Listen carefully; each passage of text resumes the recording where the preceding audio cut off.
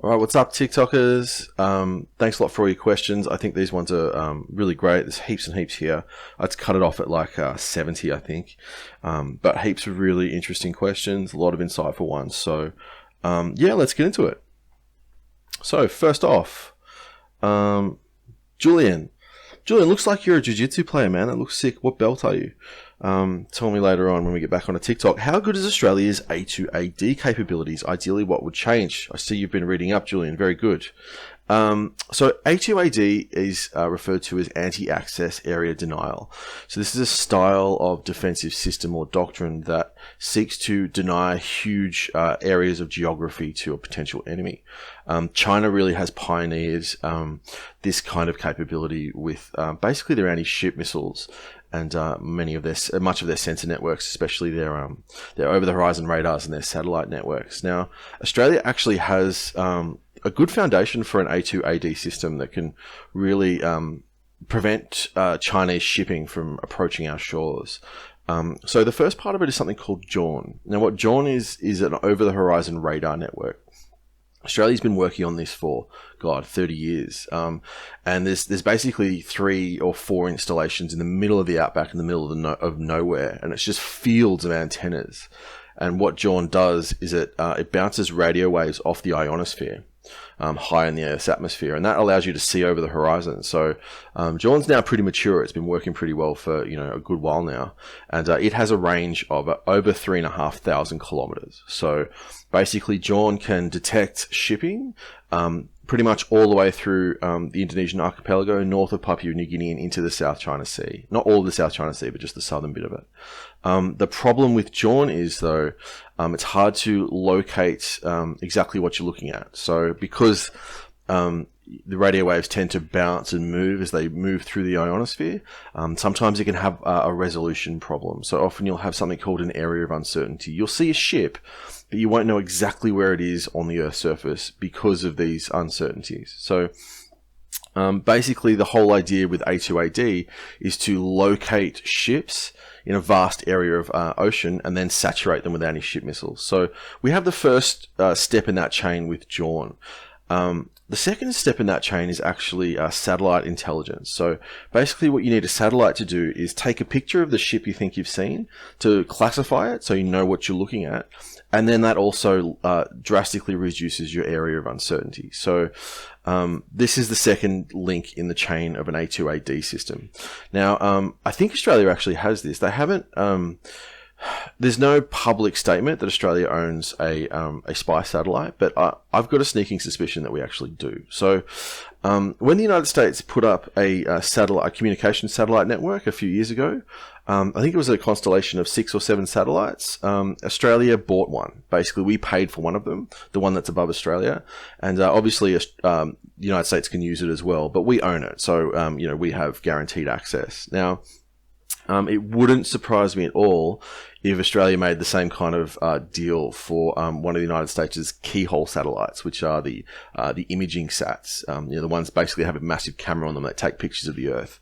Just because constantly, if you look at the defense white papers over the last 10 years, they're constantly talking about having satellite intelligence. So if they do have satellite intelligence all the time, where's it coming from? I know, obviously we share intelligence, but it wouldn't surprise me if we don't just share intelligence with the United States, satellite intelligence, we actually paid for one of their satellites. I'm speculating there, but that's entirely possible. So if you combine JAWN with satellite intelligence, then you have a firing solution for an anti-ship missile that can be fired from 3,500 kilometers away from Australia's borders. So the last link in that chain is something called the LRASM, or the Long Range Anti-Ship Missile, which we just purchased in the last year. So LRASM has a range of about 400 nautical miles, which is like 700 kilometers. So for Australians, that's like Melbourne to Sydney. So yeah, that's... if you combine that with an F-35, now you can strike shipping 3,500 kilometers or 2,500 kilometers away from Australia's shores. So that really is the foundation of an anti-access area denial network that Australia is actually building right now, which is a really good way of offsetting superior naval powers. It's what China's trying to do to offset to offset the US Navy. So Australia actually is moving in that direction, and I think it's a very good thing. So how would I adjust Australia's defence comparison foreign policy and doctrine if I was the king in Australia? I wouldn't change too much, actually. I wouldn't change too much. I'd probably, I'd really work on Australia's relationship with Japan. I think that would be a big deal. And, maybe I would take Kanzuk, slightly more seriously. I don't know about a full-on defence arrangement, but, I would deepen ties with the Commonwealth, with those major Commonwealth nations. I would also deepen ties with Japan as much as I could. In terms of procurement and stuff, I would deepen our missile stocks. I think that's very important. I think we need to have quite a large domestic stockpile of missiles, and they have actually talked about that in the last defense white paper strategic update. They were talking about expanding our domestic missile stocks, which is a worrying sign, because it actually shows that Australian defense planners are actually quite worried about a shooting war happening in our part of the world. So that's probably all I would do. I think we're doing the best we can at the moment with the money we have. Obviously, if we had infinite funds, I would build more warships, and I'd probably get carrier aviation. I would really think that Australia should focus on defending itself in its primary area of operations, which is Southeast Asia. I think we really need to focus on that at the moment, rather than deploying too much stuff overseas. So, Blakecraft, why do or I don't think it's necessary for the USA to spend so much on its military? Is it a stabilizing force, or is it about the military-industrial complex? Love your vids. Thanks, man.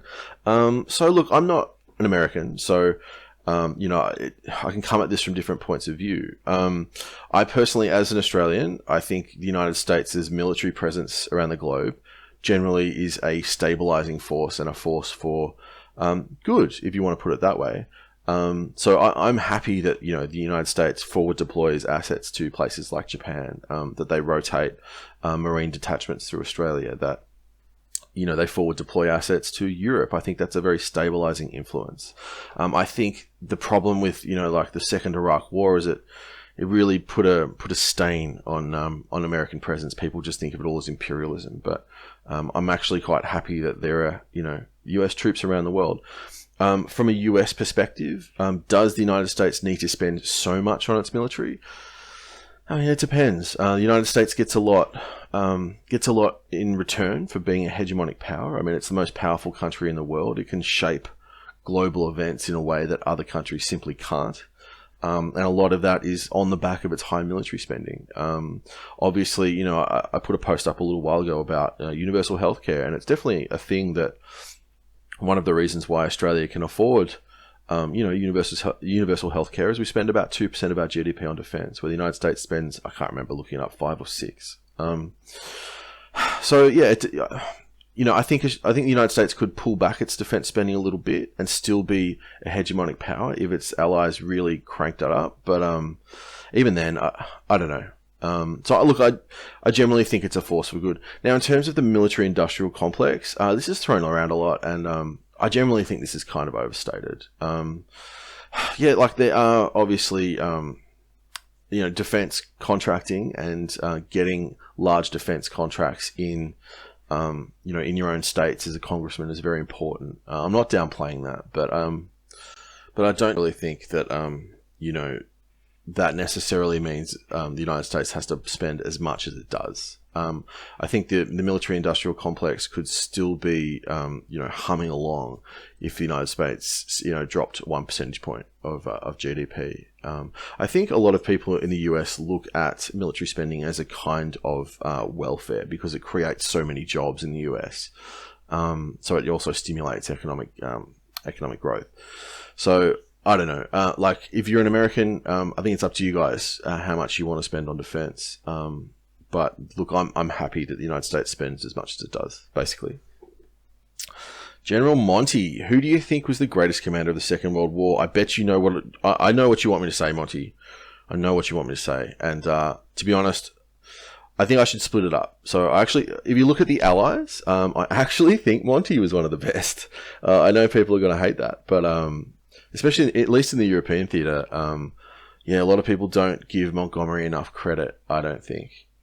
He wasn't, you didn't see massive amazing drives or huge tactical brilliance. You just saw competence. He was just exceedingly competent at what he did. His plans were sometimes conservative, but always sound. And I just think that's underrated in generals. People often give him a lot of grief for being cautious, but caution actually is a good thing. Being overly cautious is bad, but the last thing you want to do is be defeated. And Monty made sure he was never defeated. He was always very sound. A lot of his decisions were. So to use a chess analogy, Monty was a positional player. He gained small advantages and really built on them. This is a bit like Anatoly Karpov, if there's any chess fans out there. Monty wouldn't really go for huge knockout blows. He would put you in positions where he would grind you down and make sure he wasn't defeated. So I think on the Allied side, I actually think he was one of the best generals of the war. In terms of the German side, God, Model was very capable in defense, very capable. You can always talk about Manstein, von Rundstedt, but I think I would give it to Heinz Guderian, not specifically for his generalship necessarily, but for the influence he had on German or Panzer doctrinal development, basically.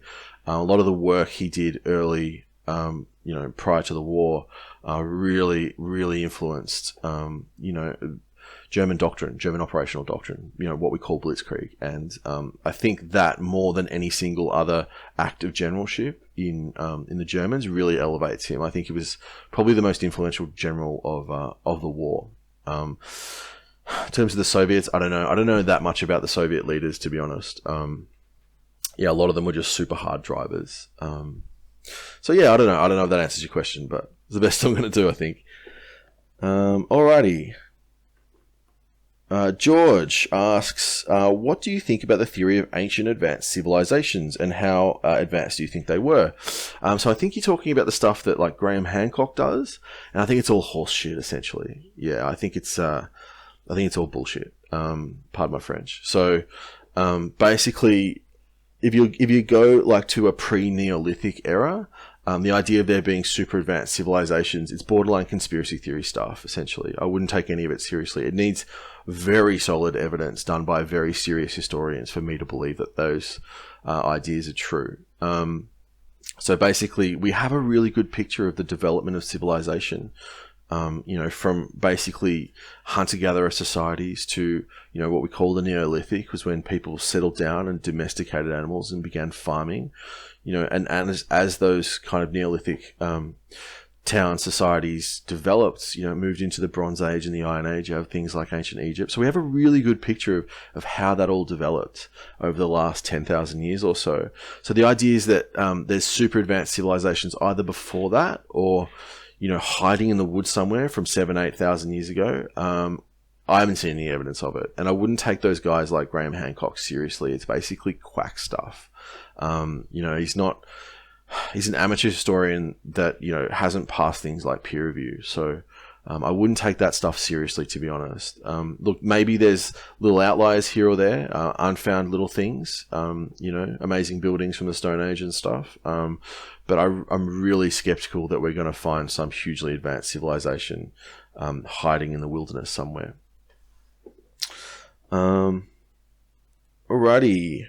Ayush Kumar, what do I think about the US, Japan, India, and Australia Quad Alliance? I think it's great. I think all four powers, three of them have quite a lot in common. So the three of them are already allies. The United States is allies with both Australia and Japan. And although Japan and Australia aren't allies, we share a very close relationship. Because we are democracies, we have the same kind of concerns about the Western Pacific, and we're both allied with the United States. So there is a really, it's quietly happening, but there is a deepening security partnership between Australia and Japan, including India in that, which A, is a democracy, B, is very threatened by China, and C, really in the future will become the dominant power in the Indian Ocean, at least the central Indian Ocean. I think that makes a lot of sense. So All of those powers have, aligning interests when it comes to China's development, China's growing military might. So I think it makes a lot of sense. It might piss the Chinese off, but, the Chinese are pissing everyone off at the moment. I mean, they basically launched a cyber campaign to attack Australia. So, that's one of a million things they've done. Stood on other people's rights and, violated Malaysian and Philippine sovereignty. So, I think it's a good counterblock. I don't know if it'll form into a full-blown alliance, but even just a partnership. So, the militaries of those 4 countries can get used to working with each other because, they might have to one day. Alrighty. Harry asks, do you think it's still important for us to learn about the ether theory, even though it has been disproven? No, basically. So for anyone who doesn't know what we're talking about, before Einstein basically discovered special relativity, people thought that light was, because it moves as a wave, was basically moving through a substance, an invisible substance that just permeated the universe. And this is called the ether. However, this has basically been disproven. There's a bunch of experiments were done in the late 1800s, which showed that the speed of light is the same no matter which way the Earth's moving, which means it can't be moving relative to the ether. So there is no ether, essentially. Really, I think people should just learn about special relativity instead of the ether theory. Einstein's theory of special relativity. It's much more important because that's right. That's actually true. Sean Fitzgibbon asks, the US Army has been using the UH-60 for a while. Do you see them at least upgrading to an MD-500 platform? No, I don't think so. Unless there's any plans that I haven't seen. The Black Hawks, they're pretty old in design, but they just, they work. And, you know what I mean? So they're still bringing out brand new variants. Australia just bought, this Romeo Seahawk. So they're still working. They're still being quite useful as a platform. So I don't see huge upgrades to be made necessarily. If someone comes out with a really amazing new, new helicopter, then maybe. Like the MRH-90 was modern that people like Australia have utilised. But yeah, I just think I think the Black Hawk works just fine. I know it's old, but it works. So there's not a huge reason to change. I don't think, unless I've missed some upgrade program.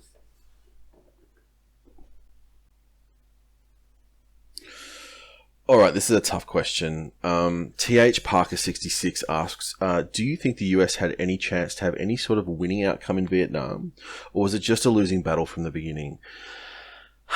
I'd probably have to come down on pretty much it was a losing battle from the beginning. I think one of the major issues the US faced in Vietnam was it really mischaracterized the conflict. It framed the conflict in terms of an ideological struggle, when really a lot of Vietnamese saw it as a nationalist struggle, so an anti-colonial struggle, and that was always going to be more of a selling point to average Vietnamese people. I think most Vietnamese people cared more about having an independent, sovereign Vietnam that wasn't being dominated by the Chinese or the French or someone else, than necessarily whether it was Ho Chi Minh in charge or the government in the South. So I think this really underlines the level of commitment that the Vietnamese had to the conflict, both in the North and in the South.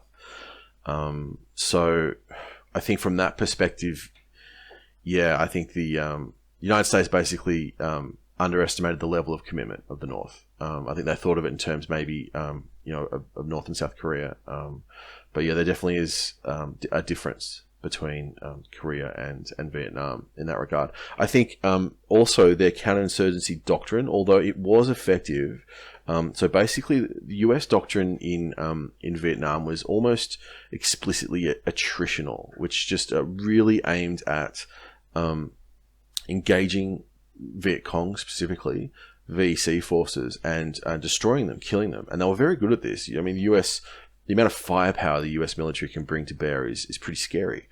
And they did destroy the VC, imposed ridiculous casualties on them. But I think, that's not really what the point should be in a counterinsurgency. And I think they learnt this in 2006. So if the United States had used more of a doctrinal concept like what was written in the 2006 Field Manual, counterinsurgency, they would have done a bit better. But I don't think it ultimately mattered, because even like after Tet, the VC had basically been destroyed, and the war really was between the NVA, the North Vietnamese Army, and the United States in the South. So yeah, even a better counterinsurgency campaign may not have won them the battle ultimately. And they kept defeating the North Vietnamese Army. They kept imposing massive casualties, but in the end, war requires more than just killing the other guy, especially if he's extremely committed, and you can't escalate. So America couldn't escalate. They couldn't invade the North, for fear of escalating the conflict out of the region. So I can't. It's very hard to see a way that the US wins Vietnam. I think it was a pretty bad miscalculation from the start. So Jonas Wayne asks, what's my chess rating and my favorite opening? My chess rating is pretty bad. It's about 1500, depending on the site. With white, I like the English opening, and which is c4, and I try and get into the Botvinnik system. I find that's a pretty easy one to play.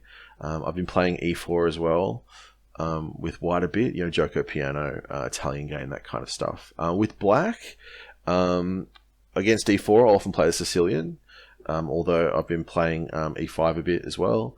Against d4, I was playing a King's Indian, but I was getting murdered. So now I've been playing the Nimzo Indian a bit, and also just the Slav, pretty boring stuff. I've also played the London system, so they're kind of my favourite ones. Alrighty, Shushin Shimbushikuk says, do you think Australia should join NATO? So I don't think Australia should join NATO. I think NATO's goal really is to counterbalance Russia or the Soviet Union in Europe. It really is a North Atlantic organization. And I think if you could argue that even expanding NATO as much as NATO has been expanded, really has diluted its purpose and caused a bit of instability. So I don't think I don't think Poland really wants to get involved in a war in the Pacific. I don't think countries like that necessarily want to come to Australia's defense in a war with China, or China's the only threat really. But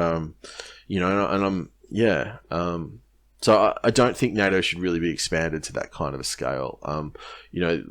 Australia has security relationships, with powers that care about our part of the region. So the United States, New Zealand, Japan, India. The Quad makes a bit more sense. I think UK and France are powers that care about this region, and they are deploying assets. And I think they literally would have a stake if there really was a large scale Chinese aggression. I think they really would both want to counter that. To an extent, the North American powers too, so Canada as well.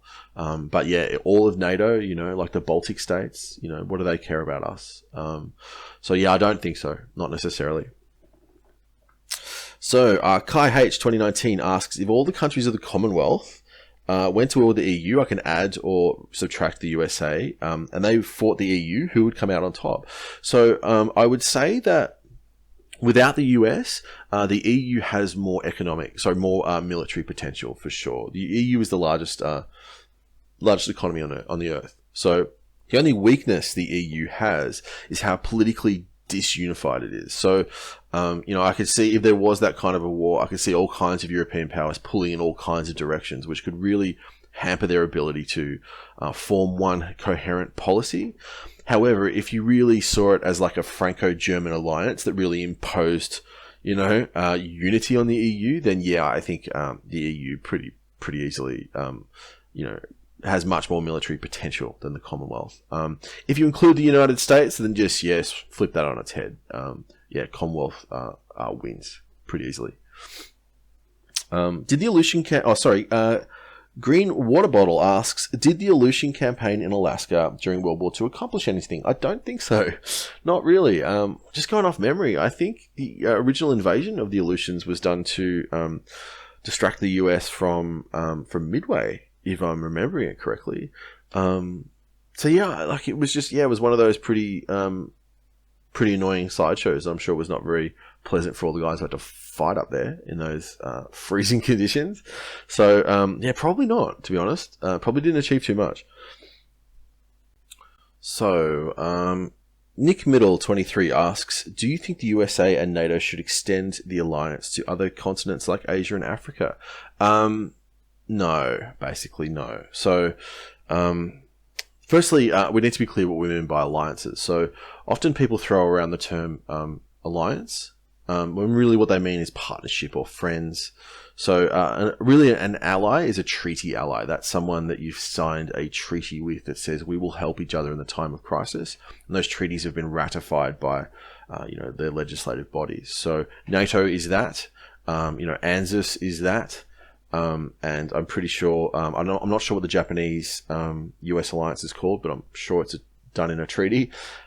So those kinds of things, I don't necessarily think that, the West should be just ever expanding alliances. So the problem with alliances like that is something called entrapment.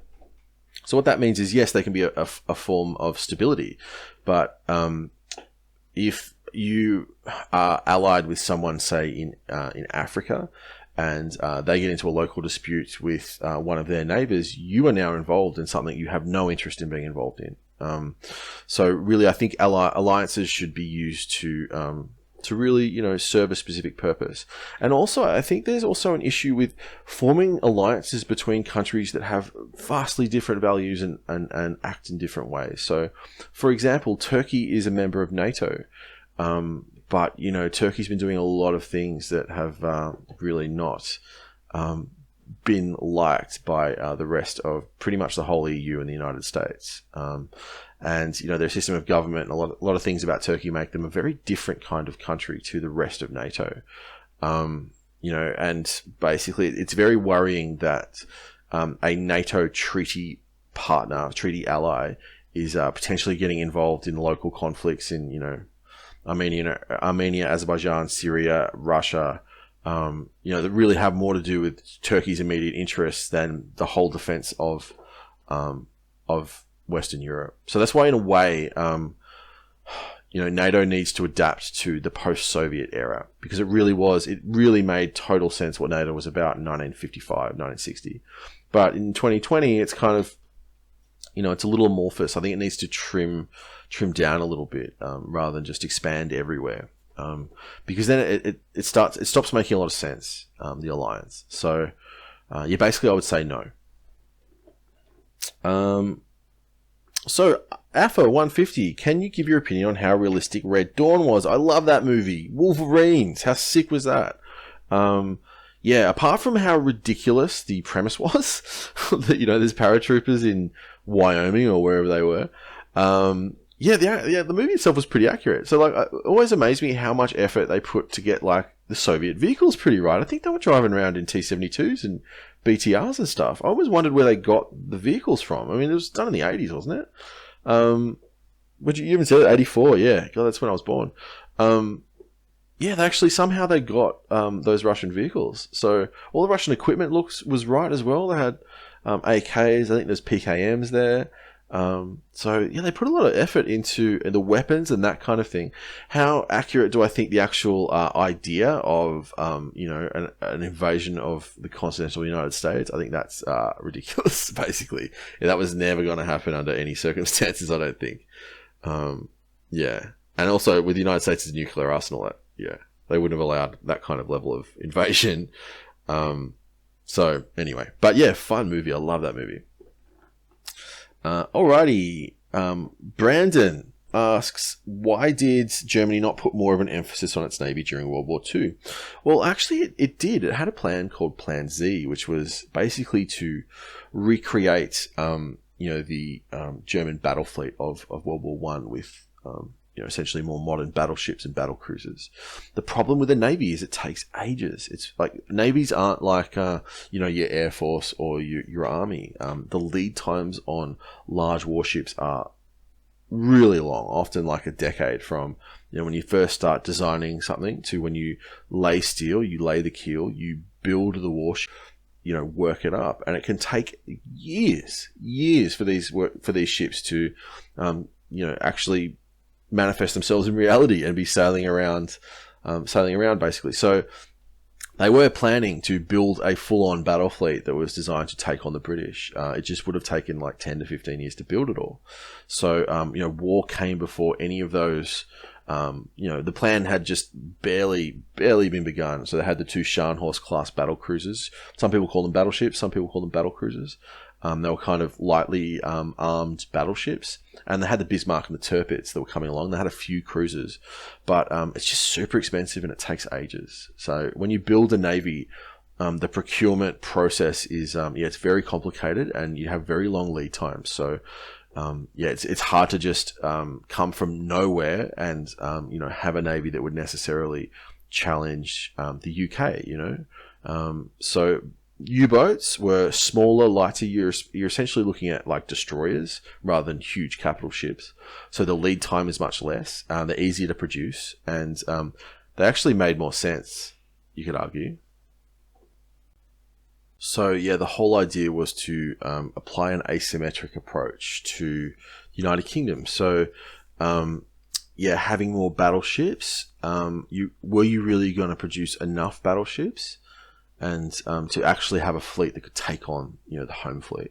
Probably unlikely. But with a different kind of technology that really aims to exploit British weakness, which is the submarine, you have a much better chance of having disproportionate effects. So I think the submarine was actually the way to go, with the Germans. I think they actually they did the right thing there. Had they had another 15 years, then maybe they could have actually built up a serious battle fleet, and we could have seen a Jutland 2.0, which would have been pretty cool. But that's probably why.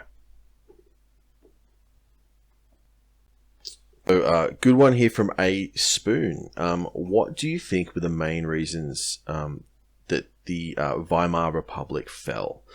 So, for anyone who doesn't know what we're talking about, the Weimar Republic was the period in German history where it was after the First World War, where Germany was essentially a democracy, a normal liberal democracy, before it basically fell to Nazism. So why did this happen? I think essentially, if you were going to boil it down to one thing, I would say the economy. So Germany was really burdened with indemnity payments, and they had to basically print money to pay them to the French and the British. And this caused hyperinflation on all kinds of things. And they were relying on a lot of, US loans. However, all of this ended with the Great Depression, and, the great stock market crash in 29. And I think just the amount of unemployment really destabilized the whole system. And Germans had been used to authoritarian regimes for forever, essentially. So this they didn't have a long democratic tradition, which the French or the British did. So it really was not a big deal for them to give up essentially the Weimar Republic, give up their own democratic rights in order to stimulate economic growth again, stop the violence on the streets. I think there was so many unemployed young men, especially that the communists and the Nazis were having huge fistfights in the streets, and that level of political violence, especially when you don't have a long established democratic tradition, really destabilized what was a very young democracy. So if I could. It's a bit of a simplistic answer. I'm sure there's a lot of other stuff going on there about German culture and German ideological thinking. But if I could boil it down for a 2-second or 1-sentence answer, I'd say it's the economy essentially. Good question though. So War Clips and Montages asks, in my opinion, what do I think was Australia's largest win in terms of battles? So I'm going to maybe pull something out of left field here. I actually think it was the 1943 campaign in New Guinea. So we call this the Salamaua and Lae campaign. Basically, it was after the Kokoda Track campaign had been successfully finished, and the Japanese around Gona and Buna had been defeated by the Australians and the Americans. Basically, the Australian First Corps put together a plan to basically engage the Japanese 18th Army in northern New Guinea, which was about the same. So we're probably talking about 20,000 men each. Now, this operation was totally planned and led by Australians. There was actually not a huge amount of air support either, and they didn't use a whole heap of artillery. They utilized something called a jungle pattern division, which really culled all the dead weight out of the division, and really just they replaced most of their artillery with things like mortars because they could be foot mobile.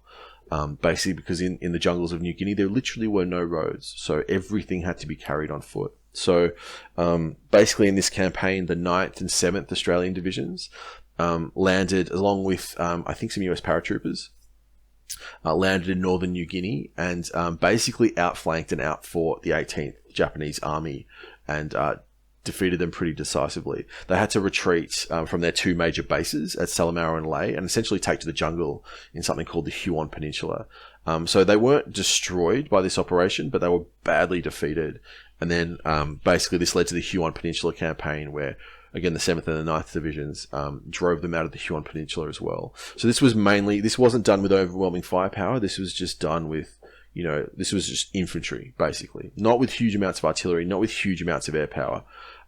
Just one division versus another. And it's not a very well known area of Australian military history. It's not as glamorous as things like Kokoda or Milne Bay, the first defeat of the Japanese. But this really was a large-scale operation, totally planned and conducted by the Australian Army, facing a large and dangerous enemy which defeated them very rapidly. I think it actually showed how good the Australians were in New Guinea. So I think, me personally, that's my probably, I would say, one of our most impressive, just from a whole larger military history perspective. Obviously, if you look at things like Kokoda, the gallantry of the men of the 39th was legendary, and not downplaying anything like that. But I think this Australia's 1943 and early 1944 campaigns in New Guinea are basically unknown in Australia, and that's a shame because it's actually some of our best moments in World War II. We weren't fighting under basically someone else's command. Yeah, MacArthur was in overall command, but he would basically just set the objective. He would say, go and do that. And everything else was led by the Australian Army. So, I actually think this was probably, that was our best moment. 1943 advance in New Guinea. Cockmeister asks, how do you think AI will change future wars? I think we'll see heaps and heaps of unmanned vehicles, basically. So in air, it's hard. You can't go past the whole singularity thing of like a fully self-aware, general intelligence. I'm not talking about that because who knows what that means. But even on a small scale, you're starting to see it now with basically combat air vehicles. So Australia is just starting to develop something called Loyal Wingman, which is an AI-equipped drone. And the idea is, especially for a country like Australia that doesn't have a huge air force, we're looking about 100 F-35s. These Loyal Wingman drones only cost about $3 or $4 million, so you can easily build 300-400 of them, and use these for a lot of other tasks that, you don't have to use F-35s for. So, for example, you could put a couple of AMRAAMs on a couple of these things and defend your AWACS or your tanker aircraft with these cheap and pretty expendable AI-equipped drones. It just means that you can have many, many more of these kinds of vehicles because you don't have to micromanage them. You don't have to have someone, sitting in a trailer somewhere literally flying them. You just tell them to do things. So you just say, fly over here, see that target, go there, launch a missile at it. So I think, that, especially same thing for underwater warfare, you'll see heaps of small submarines that, kind of like smart torpedoes, essentially, that'll really start to proliferate. So that'll really change anti-submarine warfare and air warfare. I think that's what you'll see in the next few years coming from developments in AI. You're already starting to see it now. Do you think we'll ever see the return of battleships? I guess if you think about, in the far future, with railguns, yeah, you could see. I doubt you'd see, the full-on armored battleship, but you could see vessels where their primary armament is a railgun, for sure. Obviously, we're a long way off this. Railguns are still very developmental technology. We're probably looking at 20 plus years until we start seeing really large and capable railguns, or coil guns, whatever, electromagnetic weapons. But yeah, absolutely. I think you could see, destroyer like Zumwalt type ships where its primary armament is one large railgun. But I don't think, things like armor and that kind of thing. I don't think so. So I don't think it would be the same as, battleships of the early 20th century. But you could see, gun armament being primary again in, say, another 30 years. That might be possible. Mike Coleman asks, can I describe my favorite ancient battle? Ooh, my favorite one is probably the Battle of Ilipa.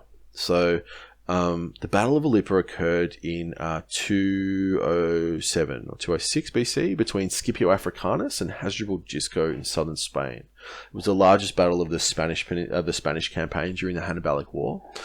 Basically, the whole fate of this. Really, I think the war turned on this battle, on who won this battle. So, basically, all of Hannibal's power base was in Spain. The Spanish Empire is where he raised his army. It's where all his funds were. And Scipio Africanus had systematically demolished huge chunks of that empire by taking their capital at New Carthage and then by winning a battle at Baecula. So what had happened was the Punic commanders in Spain had gathered every single last man they could under this guy called Hasdrubal Gisco, who was one of the main Carthaginian commanders in the war. And basically, with an army of 70,000 men, which is almost as many as the Romans had at Cannae, set up a camp in a nice open plain and just waited for Scipio to come and fight him. And so Scipio thought, this is great. This is my opportunity. I can end the Punic Spanish Empire in one battle if I beat this guy here. So he marched on Ilipa with about 40,000 men, 20,000 Romans, and 20,000 Iberian allies. So he was outnumbered close to 2-1. And they fought a battle at this huge plain, this place called Ilipa. Now, so Africanus, it was a brilliant battle. It was his best battle, in my opinion. It was really one of the best, one of the most amazing ones in history, in ancient military history. So basically, the two armies would often in ancient battles you would have a fortified camp. Each side would have a fortified camp where they would sleep at night. Often these would actually be within sight of each other. And what would typically or often happen was the army would deploy for battle in front of its camp. So basically, these would usually be placed on like low hills or good defensive positions. And so often, an army would deploy just in front of its camp on good sloping defensive ground. And so this happened for several days before the battle. The huge Carthaginian army would deploy before its camp, and the Romans would deploy in front of their camp, and they would just look at each other. And basically, the Punic army was composed of, in the center, there were the Africans, which were the elite Carthaginian troops, and on either flank were the Spaniards. So the Spaniards were less capable than the elite Africans. They were hastily, they had only recently been mobilized, and often they changed sides, so they weren't super dependable. So he would put the Spaniards on the flanks and the Africans in the middle. So when Africanus, he would do the same thing. He would deploy the Roman army in front of the Roman camp. He would have the Italians, his elite Romans and Italians in the center, and then his Spanish allies on the flanks. And so this happened for 3 or 4 days. They just deployed in front of their camps and looked at each other. And the light infantry would skirmish between them, and the cavalry would have little fights, but neither side advanced to battle. So basically, after 3 days of this, Africanus realized, this guy's not going to attack me, even though he outnumbers me 2-1. I'm going to force a battle tomorrow. So he ordered all of his men to eat breakfast early, wake up early, eat breakfast, have a good meal, and form up inside the camp. And so they all did this, and at first light, literally at like 5 a.m. or whatever, he sent his cavalry and his light infantry to go and attack the Punic camp. And he led his whole army in battle formation out down into the plain between the two camps. So when the Carthaginians they literally woke up to have Romans throwing javelins at their guards at the gate. So the whole army sprang to action. There was lots of panic. No one had time to eat. So Hasdrubal led out the army really quickly and deployed it where he deployed it the day before. But this time, when the sun rose, he realized the Romans were not only right there, but the Romans had changed their formation. So now Scipio had taken his Romans and Italians, one legion and an ala each, and put them on the flanks. And in the middle, he put all of his Italians. So now the Romans' best troops were facing Hasdrubal's weakest troops. And then Africanus literally just stood there and he waited. And the two armies looked at each other until about midday. Now, the Romans were so close that the Carthaginians couldn't change their formation because that would have just massively disordered the army. So there was nothing Hasdrubal could really do. So he just stood there and waited because he was on good defensive ground. And eventually at about midday, Africanus decided to attack. So what he did was a super complicated set of maneuvers.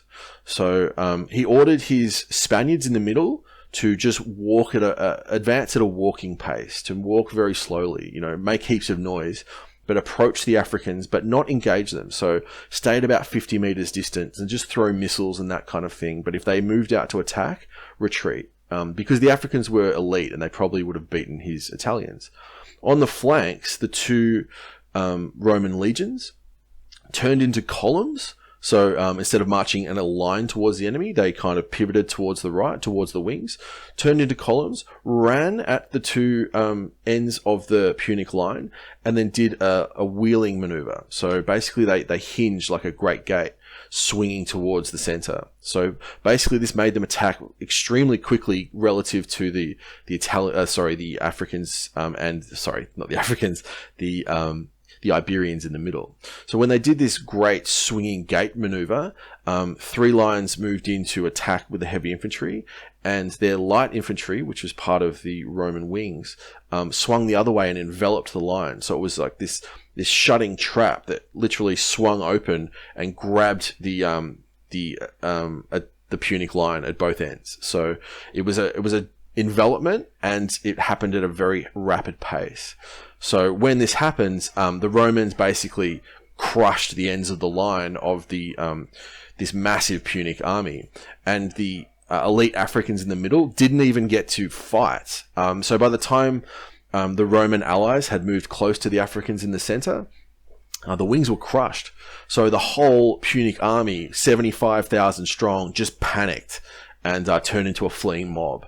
And Africanus smashed them. And it was only, they would have been absolutely annihilated, but a huge thunderstorm came across and blanketed the whole plain in blinding rain.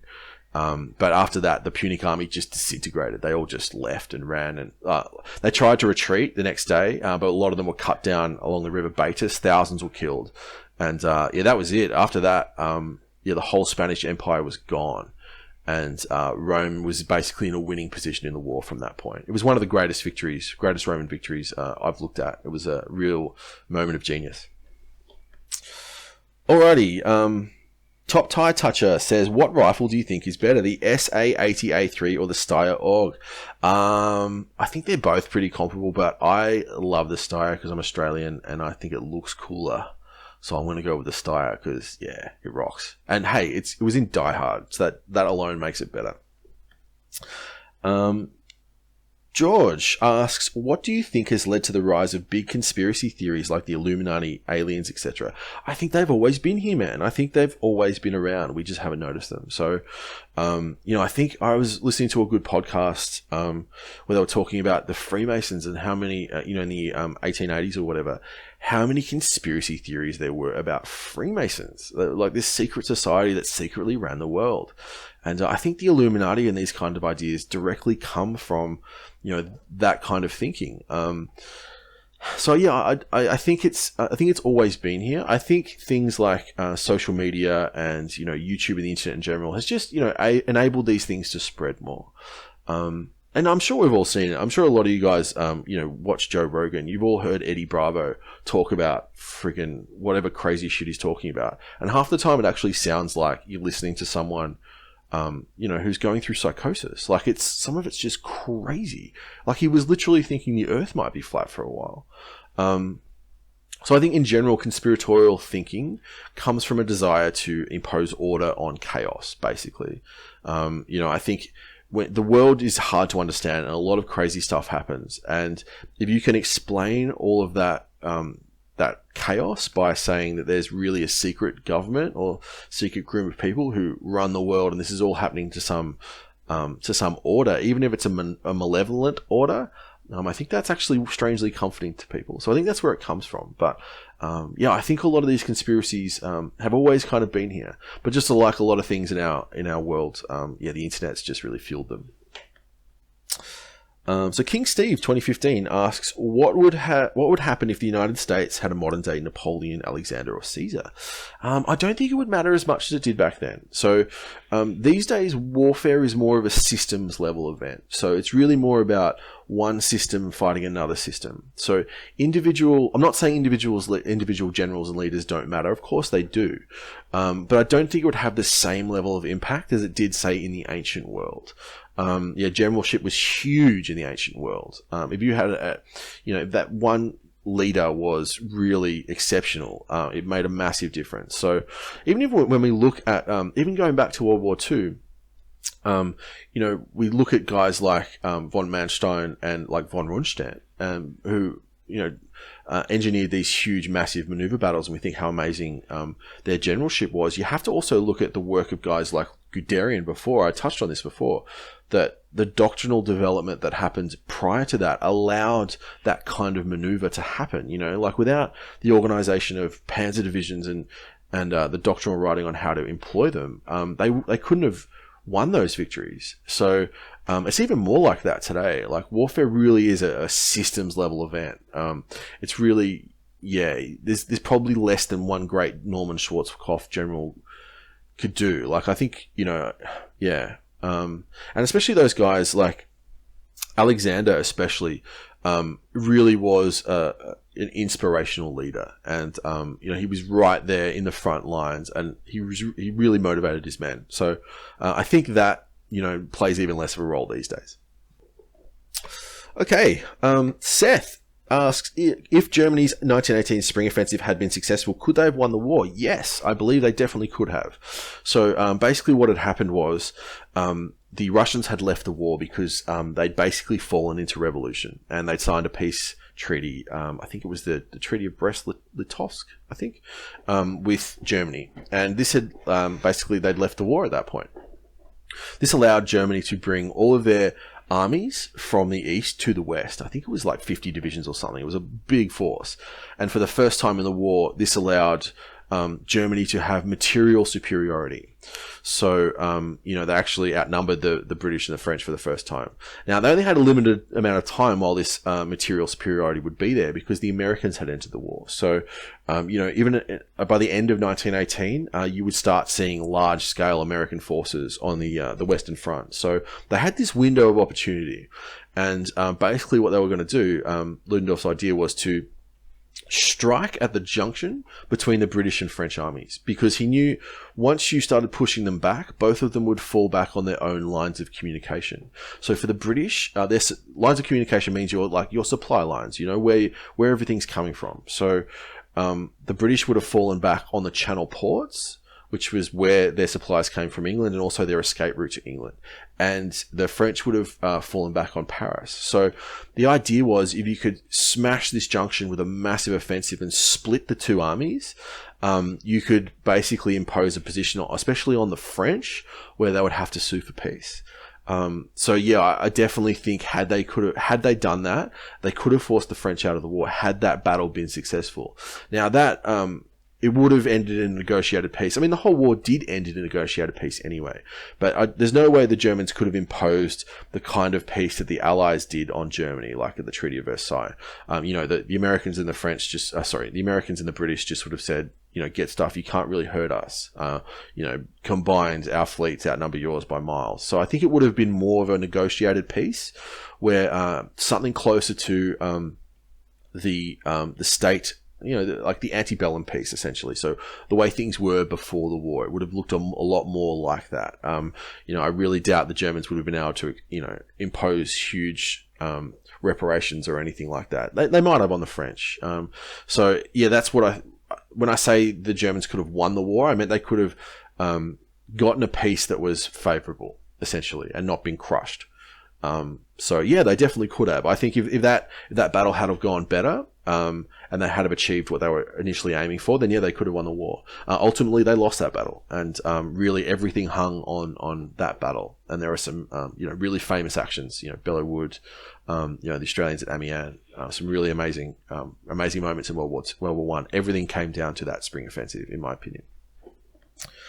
Alrighty, what was the difference between Allies and Axis ground tactics in World War II? So it depends on what scale you're talking about, man. If you're talking about infantry tactics, Germans use their machine guns differently to Western infantry. So they relied on something called a universal machine gun, and that started with the MG-34. And so they utilized their MGs a little more differently. They didn't have a light machine gun necessarily. So yeah, in terms of the infantry section, or the infantry platoon in the German army, everything revolved around the MG-34. It really was the whole reason the unit existed. The whole point was to emplace an MG-34 and have a section of troops to support it. So like Western infantry didn't quite work that way. It was similar. They had the Americans had the BAR, which is really more of an automatic rifle than even a light machine gun, and the British had the Bren, which was the best light machine gun of the war. But they split their machine gun forces between heavy and light machine guns. So the light machine gun was really man-portable. It was essentially equivalent to like a really heavy assault rifle. It's like an RPK these days. So everything was kind of based around that, which was a bit different to what the Germans did with the universal machine gun. That's why the MG-42 is so famous, because there was just so many of them. Like every time you encountered German infantry, there was an MG-42 pointed at you, later in the war. So the MG-42 was the replacement of the MG-34. In terms of at a larger scale, if you're talking about armoured forces and everything else, basically by the end of the war, the Germans had an army of halves. So they had static or line infantry divisions, which were barely motorised at all. All the guys just walked. And then you had a small core of panzer formations, which were highly mechanised with excellent armour, that kind of thing. The Allies, the Western Allies, basically everything was motorised. Everything had tanks. Every division was a motorised division, which was a huge difference. It was really one of the keys to Allied success. That's why guys like Rommel knew that if the Allies broke out of Normandy, the Germans were screwed. They just didn't have the mobility. So I think that was the biggest difference at the larger scale. We can talk about difference in tank doctrine as well, but it's a huge rabbit hole. So I think that's some of the major differences. A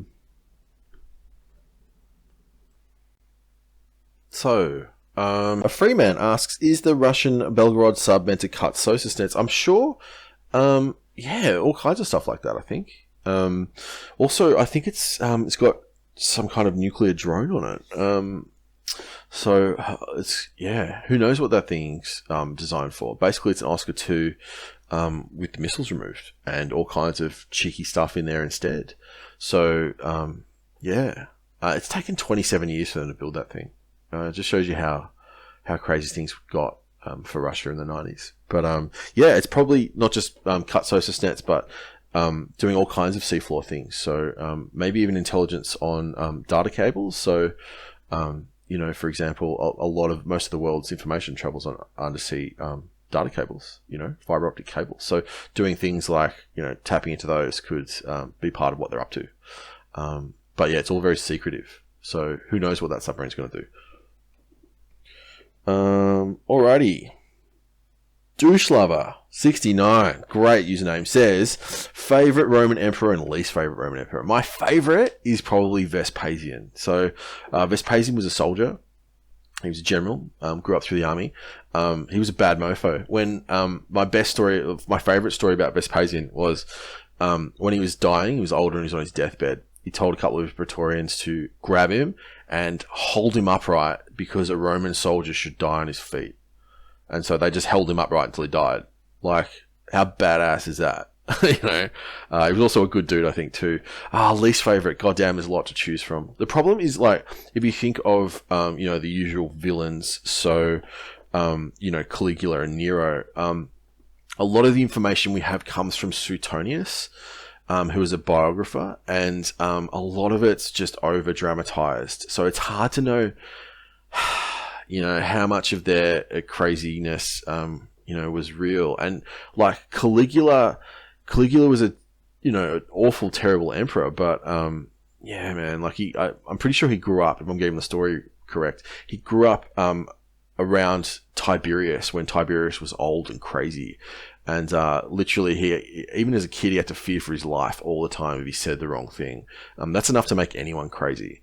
So, I don't know, there were so many bad ones. Even going further on, Constantius, who was Constantine's son, didn't like him very much.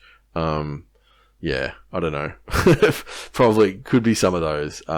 Nero was a bit of a tool, but he was fun as well. He's a fun one to read about. So, yeah, Constantius was a bit of a dick, especially he was a dick to Justinian. So, maybe those. There were so many bad ones though. Like if you go later on, I don't know, like Commodus maybe. There's just so many, so many awful ones.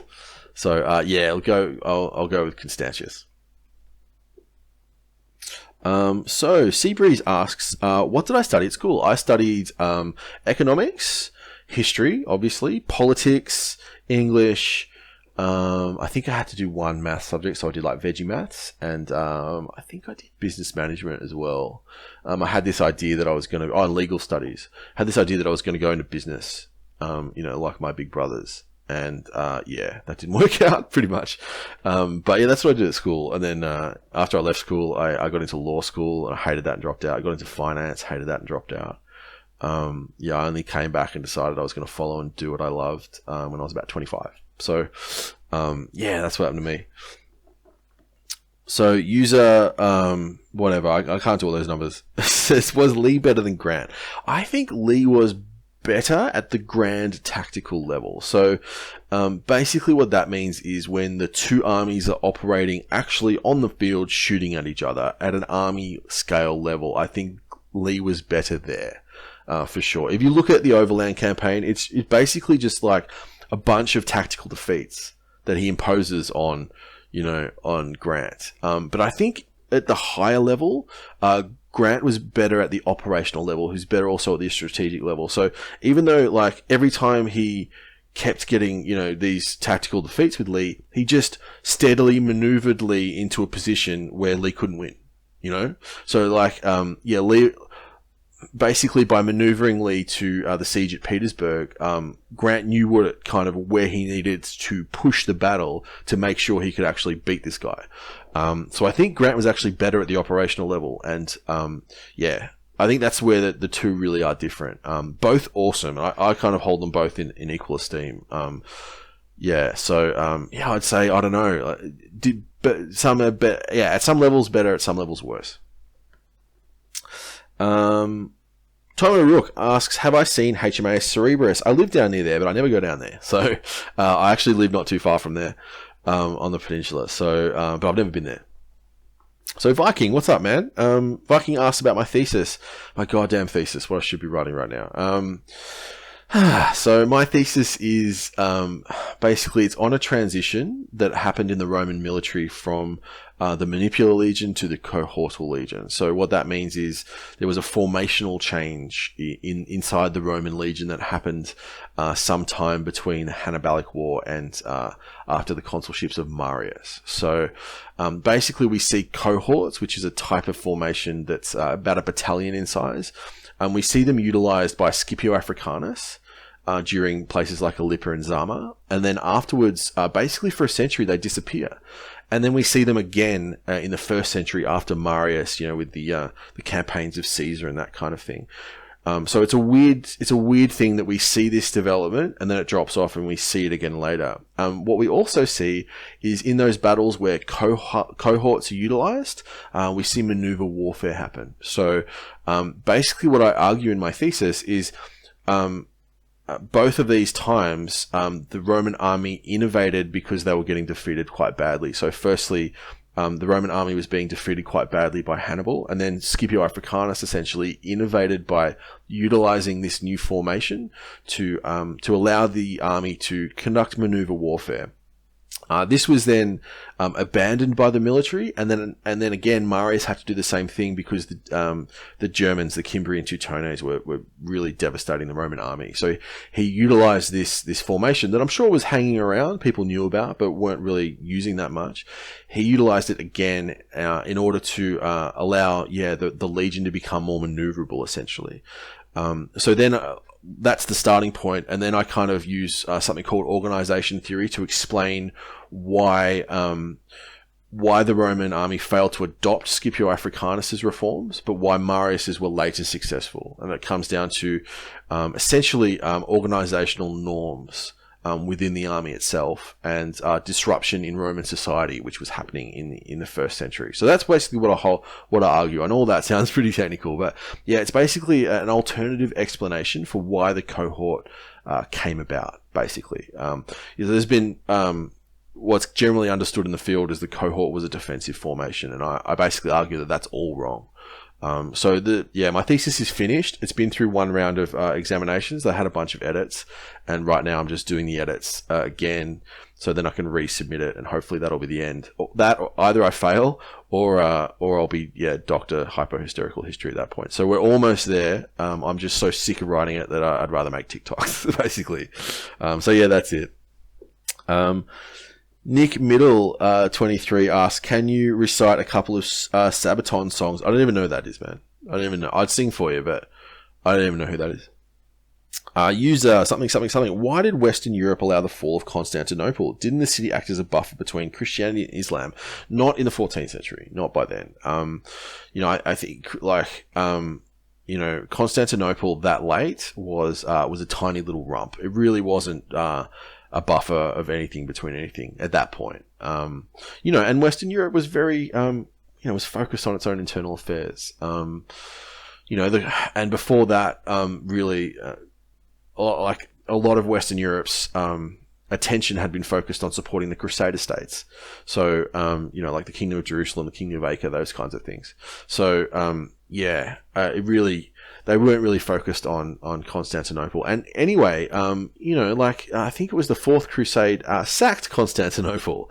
So they weren't on the best of terms anyway, the Eastern and the Western churches. So, I think by the time Constantinople absolutely, finally fell, which was the final end of the Roman Empire, pretty crazily, it really wasn't a buffer state, really. And most of the Westerners, kings of France and the Pope, they didn't care. To be honest, they had their own stuff going on, and Islam was no real threat to Western Europe at that point. Definitely I'll have to hang on one second. So Todd Dage Cheese asks, definitely interested in nuclear power. How many plants could Australia and US need to power their countries? I can't tell you total numbers, man. I'd have to go and look it all up. I think, an average nuclear reactor, you're looking at, 1,200 megawatts or something. So for example, if you scale it down to something nice and easy, like one Australian state, so Victoria, where I live, the majority of our power comes from a couple of coal-fired power plants. Loy Yang is what it's called. There's about, let me look it up. It's about 5 megawatts there of capacity. So essentially, 5 boiling water reactors would cover that, and that would essentially cover most of Victoria's energy needs. Well over half, I think, by looking at it. So, those kinds. So, literally 1 or 2 big nuclear power stations could power a state of about 5 million people. Pretty close. So, if you scale that up, times that by 5, you're looking at 5 large multi-reactor power plants could power Australia essentially.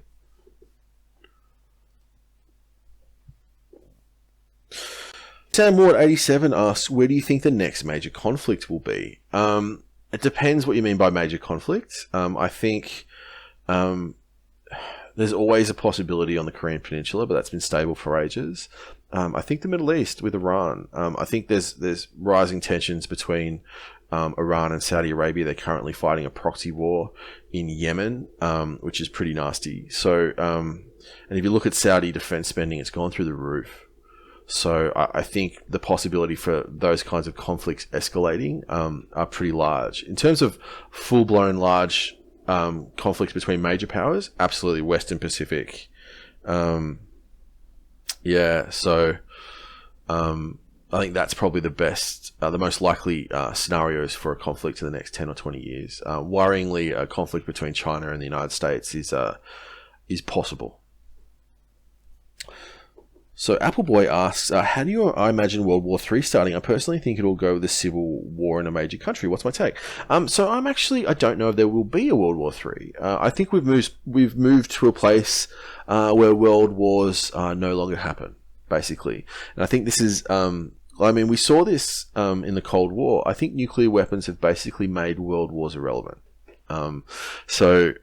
If you were going to look at it from an IR theory perspective, everything was pushing the West and the Soviet Union to have a world war in, say, 1960 or 1970.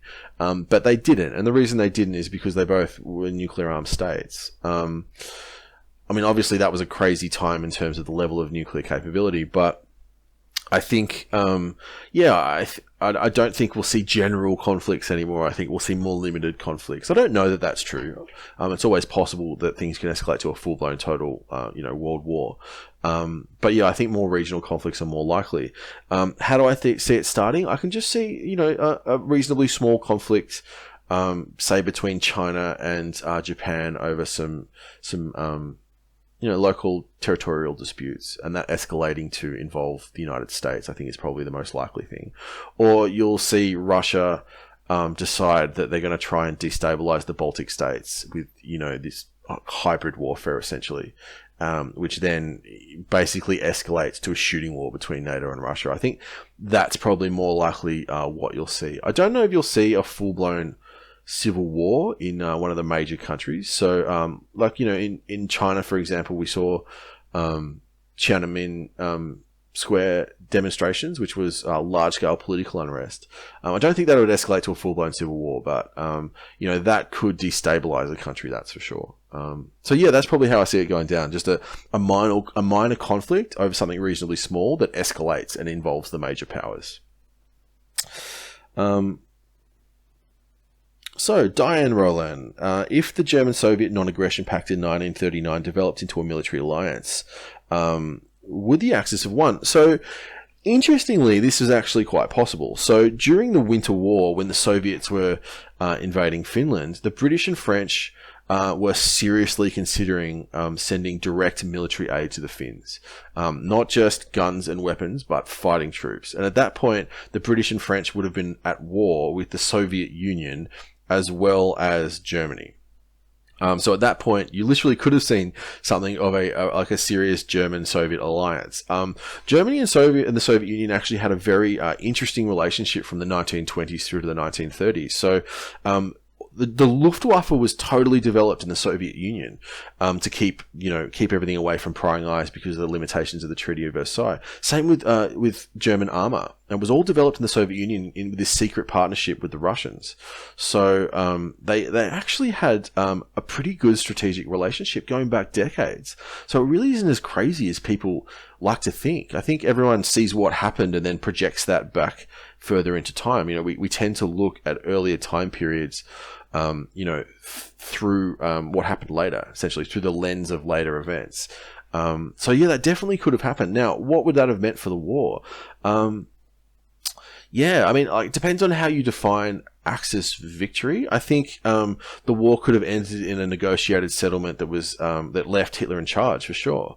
I think if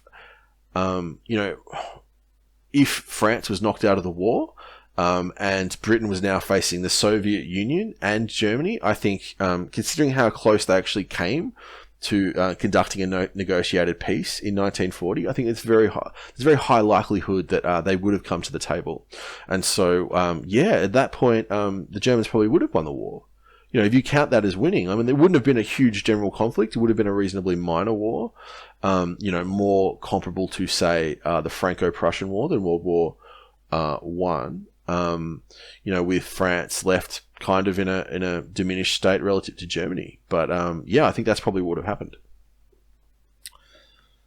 All right, Bubs with a fun question. What do you think the future would be like today if the Confederacy won the Civil War and was granted independence? Right, this is a good one. So it's very hard to see what things would look like today. But if you go back into the second half of the 19th century, basically the United States went through one of the most dynamic periods of economic development in history. It really was a huge driver of population and economic growth. It was a very dynamic place. Now, the South really would have been left out of that. So the whole problem with the slave mode of production, apart from just being morally repugnant, is that it actually really inhibits economic growth. So this is one of the reasons why the North was so much more industrialized than the South. Because when you have heaps of slaves, like millions of slaves, these people are not consumers. They don't buy things. So basically a huge chunk of your population just doesn't buy anything. So that really inhibits the consumption of consumer goods, which is a huge element in generating economic growth. This is, so laborers in the North got paid and then they bought things with that money, which stimulated everything. So the South was really going to get left behind economically, even more than it already was. So I think really by the time you get to 1900, the South would have looked like a basket case compared to the North. And they couldn't have held on to the slave mode of production indefinitely. At some point, they would have had to have given it up. So, I don't know, like you could have actually seen, for example, a reunion of the two sides, a little bit like what happened to East and West Germany. I think with such economic development that would have happened inside the Union, and I really think that the South would have had basically a ball and chain around their foot. Slavery really was, an anchor slowing them down. The impetus to maybe rejoin the Union, especially if eventually they abandoned slavery, which they would have had to do at some point. You couldn't imagine them in 2015, as a slave state. That had to end at some point. And I think when it did, there would have been pressure to rejoin the Union. I think there would have made a lot of economic sense to rejoin the Union. A bit like, like I said, with West Germany or East Germany, or even with Scotland and England. So, the Scots and the English had a very long history and they fought many wars, but eventually Scotland was, enticed to join the Union with England to form the United Kingdom, essentially because it made so much sense monetarily. So you could well have seen the South rejoin later on, or if not, if the wounds from that war just ran so deep that they couldn't, maybe you'd see a basket case South now that's really been left behind by the rest of the United States. So that's kind of how who knows what it would look like now. It's too hard to project, but I really think that the North would have just left the South behind economically in the last half of the 19th century.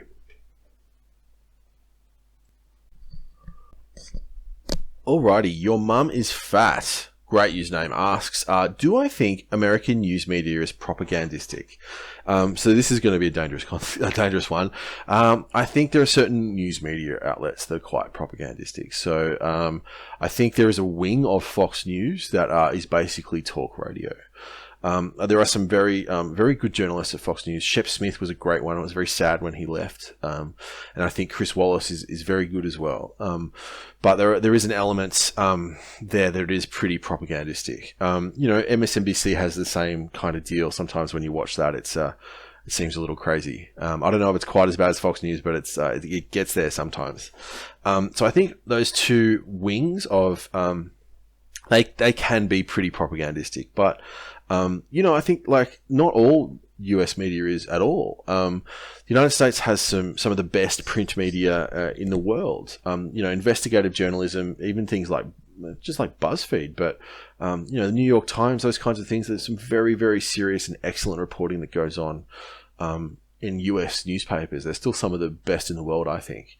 I wouldn't say that all all US media is propagandistic at all. I think there's a huge chunk in the middle that is really excellent, and you should trust. Always be skeptical with any media you read. But like this whole idea that it's only one little chunk that tells the truth and everyone is lying is not true. I think Fox News is pretty propagandistic. Obviously, like the crazy right wing stuff like Breitbart, that's pretty bad as well. And we're seeing the same thing happen on the left. Like if you read like Salon, some of that's crazy as well. I think on either side of the spectrum there is a bit of propaganda going on, but there is a core of US media which I think is still excellent. Especially print media, the investigative journalism, if you follow it, it's amazing the stories they break and how often they turn out to be true, to the contrary of the people who decry fake news. Often it's really, really brilliant reporting. So Seth SMI, how is the US versus China rivalry similar or different to the US versus Soviet Union rivalry? So it's quite different, really. So basically during the Cold War, really there was the two powers were staring at each other across some very strategically vital landscape. Basically, you were in the heart of Europe, with Germany cut right through the middle. And, like all of Western Europe, really under direct threat from what were massive Soviet armies, poised in Eastern Europe. All through the one thing the Soviets could do that the West struggled to do was maintain massive conventional forces during peacetime. Their economy was always more on a mobilization footing, always more on a war footing. So this really raised the stakes between the two. So basically the United States was faced with the proposition of trying to defend its allies from an almost insurmountable problem that was right there. That really increased the tension between the two. And also there was the two sides were totally economically isolated. There was very little trade that went on between them. So I think that made the US Soviet tension really much higher. And then if you add the ideological element, so the whole idea of the Soviet Union, the real Communist Party was they were internationalists. They wanted to foment communist revolution and take over in as many countries as they could. That was literally what they preached and what they tried to do. So this was very threatening to the United States. This was a lot of, like the whole Red Scare thing, McCarthy and all the rest of it. People were literally scared that, these kind of ideological elements in US society could destabilize the US. So this was all extremely threatening to the Americans and to the West in general. So it was always an extremely tense relationship, and the stakes were as high as they could be, because the only way the Americans could offset the Soviet Union's massive advantage in conventional forces was to use nuclear weapons. So for years and years and years, really until the 80s, basically NATO just accepted the fact that the only way they could stop the Soviets in Central Europe was with nuclear weapons. So, if you compare that to now, what you're looking at is, Japan's right there, but Japan's, firstly, you're talking about a maritime theater. You're not talking about a land-based theater. And, US, that allows some strategic depth between US allies and the threat, which is China. So you have Japan there. Japan actually has a very large and capable military, and also has a lot of latent military potential. So Japan only spends 1% of its GDP on defense, and it still has a very capable navy, very capable air force. So that helps a lot. And also there are the forward deployed US assets there. So that decreases the pressure between the two of them. Secondly, is just the amount of economic interdependence. This is nothing like the Soviet Union and the US, not at all. The trade relationship between the US and China is gigantic. Look at the level of debt the US debt that China holds. I mean, there's nothing like that with the Soviet Union. So there is actually deep economic integration between the two powers. So when you include those two things, it makes confrontation less likely. It really it ratchets down the pressure so much because, even if the Chinese acted, there's less to lose. That's why, if there was a war between, the Soviet Union and the West in Germany, that was always going to be all out because there was huge strategically vital places right there within reach of the Red Army. That's not the case in the Western Pacific, There's zero chance that China could even come close to invading Japan. They could try and invade Taiwan, and the United States would obviously try to prevent them doing that. But that necessarily wouldn't spiral into a huge war with the use of nuclear weapons like it would have with the USSR. Additionally, to come back to the ideological perspective, the Chinese aren't trying to spread Communist Party ideology to the rest of the world. They don't care at all. They're not really even communists, and they're happy to do business with everyone. So all of that makes it very different. It's more akin. What's happening now is more like what happened, kind of when Germany rose in the late 19th century. It's more akin to that than it is to the Soviet Union, because even when Germany and France were eyeing each other off. Say 1900, the amount of trade that was happening between them all was huge. It was actually a bit of a golden era. There was massive amounts of trade between, UK, like London, Berlin, Paris. So that's kind of more like what we're looking at now, rather than the Cold War.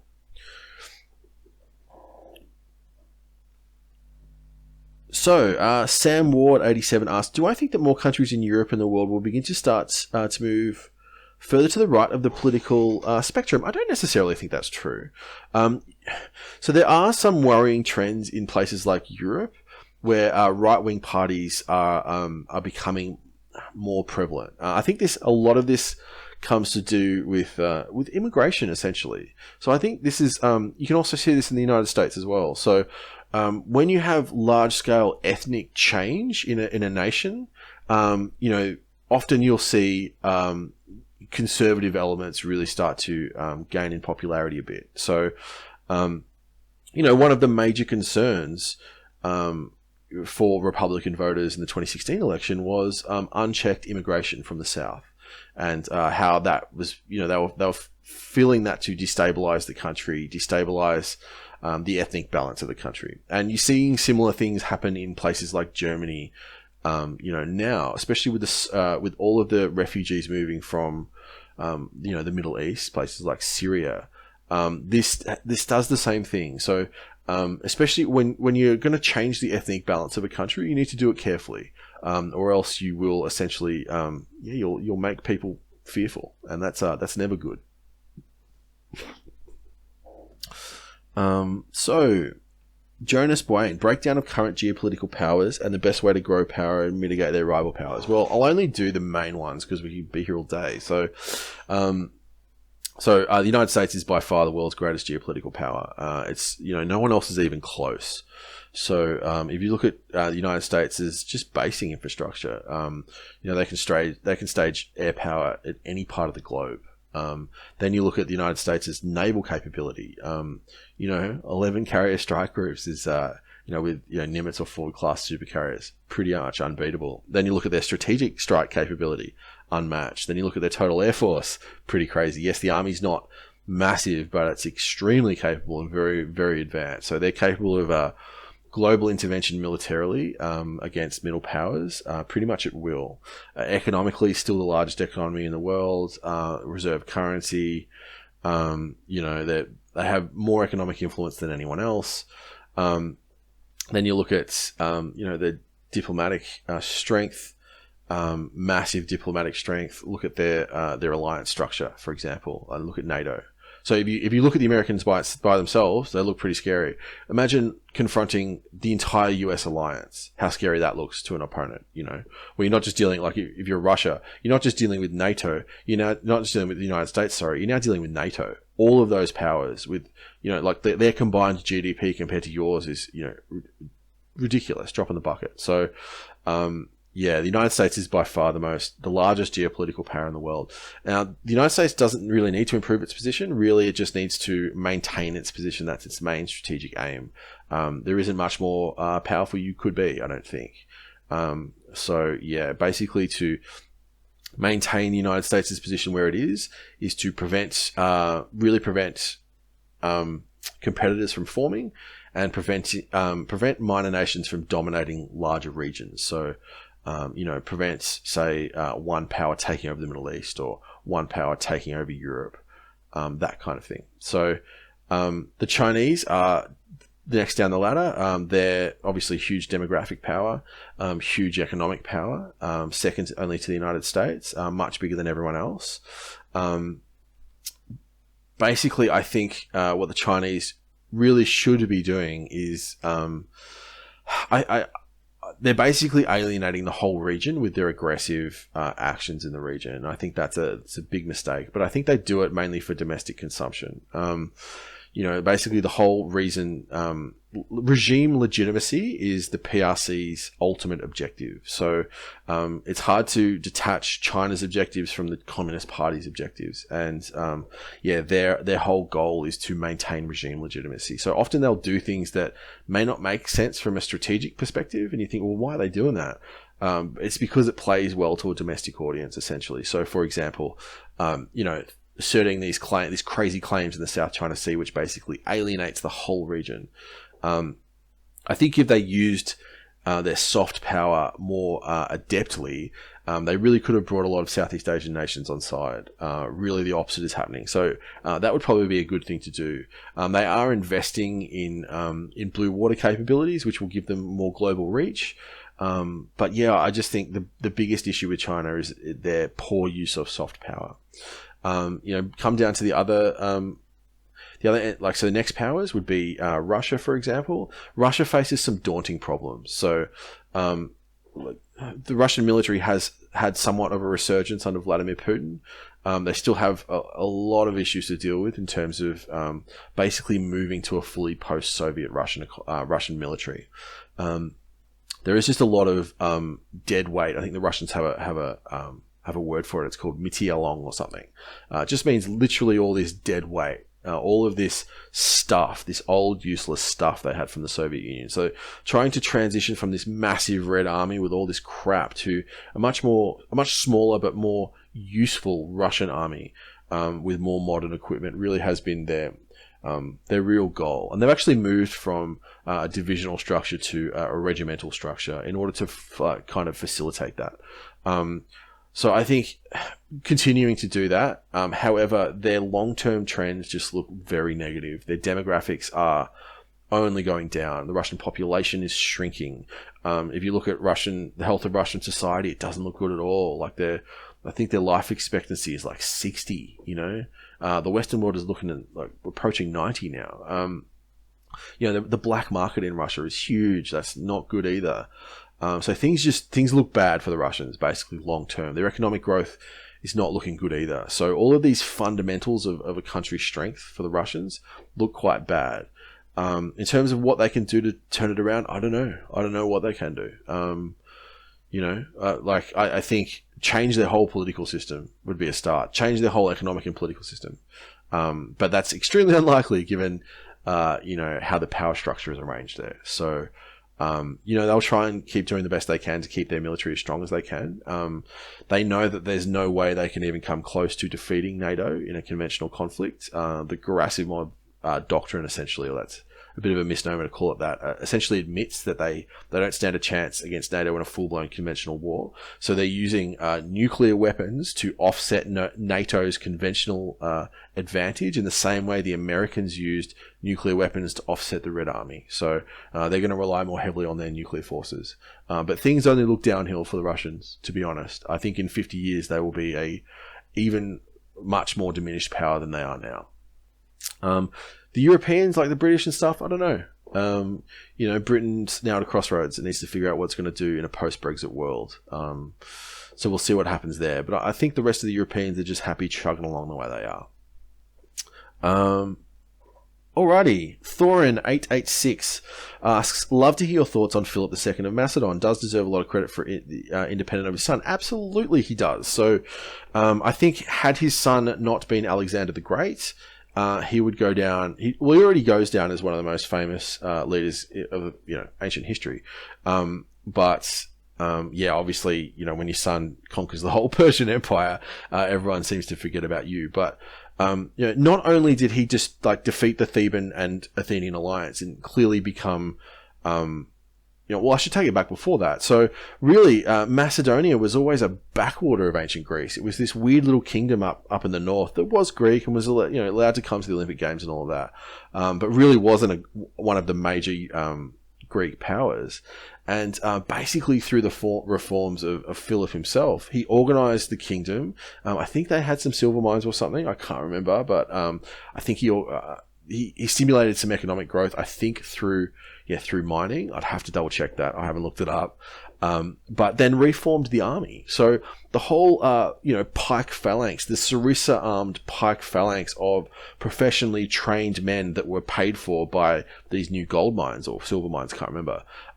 That's the army that Alexander, took on the Persians with, was developed by Philip. And just the fact that he took this little kingdom, which was a backwater, and turned it into the most advanced military power in Greece, and then defeated the Thebans and Athenians at Chaeronea, was with the pike phalanx, which became the dominant mode of warfare, in the Eastern Mediterranean for centuries after this. So a sarissa is a huge long pike. Basically, it's like 16 foot long. It was held by two hands.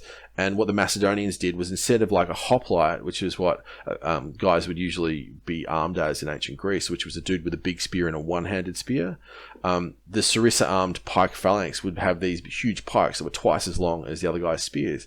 And the hoplites just couldn't engage them. And, this just really dominated the Greeks. And so really that military force, which was a core of highly trained professional phalangites that Philip developed, allowed Alexander to do what he did. So Alexander absolutely stood on the shoulders of Philip. And yeah, even if Alexander had died of typhus or something and none of that had happened, I think we would look back at Philip as still an amazing king and an extremely important historical figure, simply by defeating the Thebans and leading to a Macedonian hegemony, which was crazy. If you go back to the classical period rather than the Hellenistic period and look at how much of a backwater Macedonia was, man, what a turnaround. So I think he's underrated for sure. All right, so Stewie, 420, would love to hear your thoughts on John Monash. So for anyone who doesn't know, John Monash was probably the most famous Australian general in World War One. He ended up being the first Australian, I'm pretty sure, to lead the Australian Corps. So there was 5 Australian divisions which John Monash led. So I think his use of combined arms warfare in the 100 Days. So this was after the German offensive in the Spring Offensive had petered out. In 1918, the Allies went on the counteroffensive, and Monash's use of combined arms warfare, specifically the way he utilized armor and artillery and infantry together, really was quite revolutionary. And a lot of his actions in the 100 Days were very effective. And he played a large role in turning the tide in 1918. Alrighty, the angry Irishman. I love an Irishman. All Aussies love Irishmen.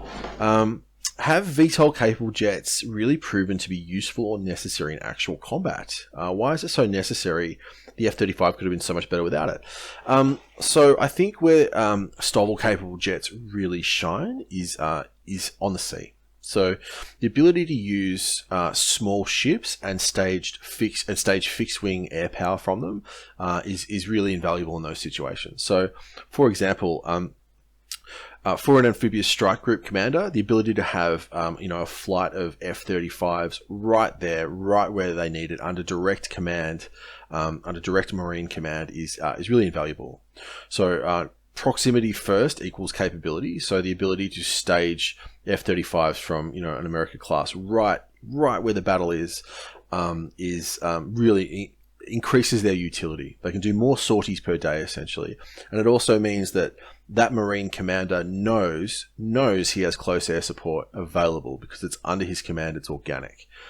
So I think for the Marines, Stovall is always been like a really key requirement ever since they started using the Harrier. Additionally, if you move out from just the US Marine Corps, a lot of nations, Stovall allows you to have pocket carriers, basically. So you can have small 20,000 to 30,000 ton carriers that can basically deploy fixed wing fighters that you basically couldn't do with the rest of gear, not with stuff the size they are now. So obviously, the Falklands couldn't have happened without Stovall. The British had decided they couldn't afford full-blown carriers, but they could afford pocket carriers. And without the Harrier, the Falklands wouldn't have happened.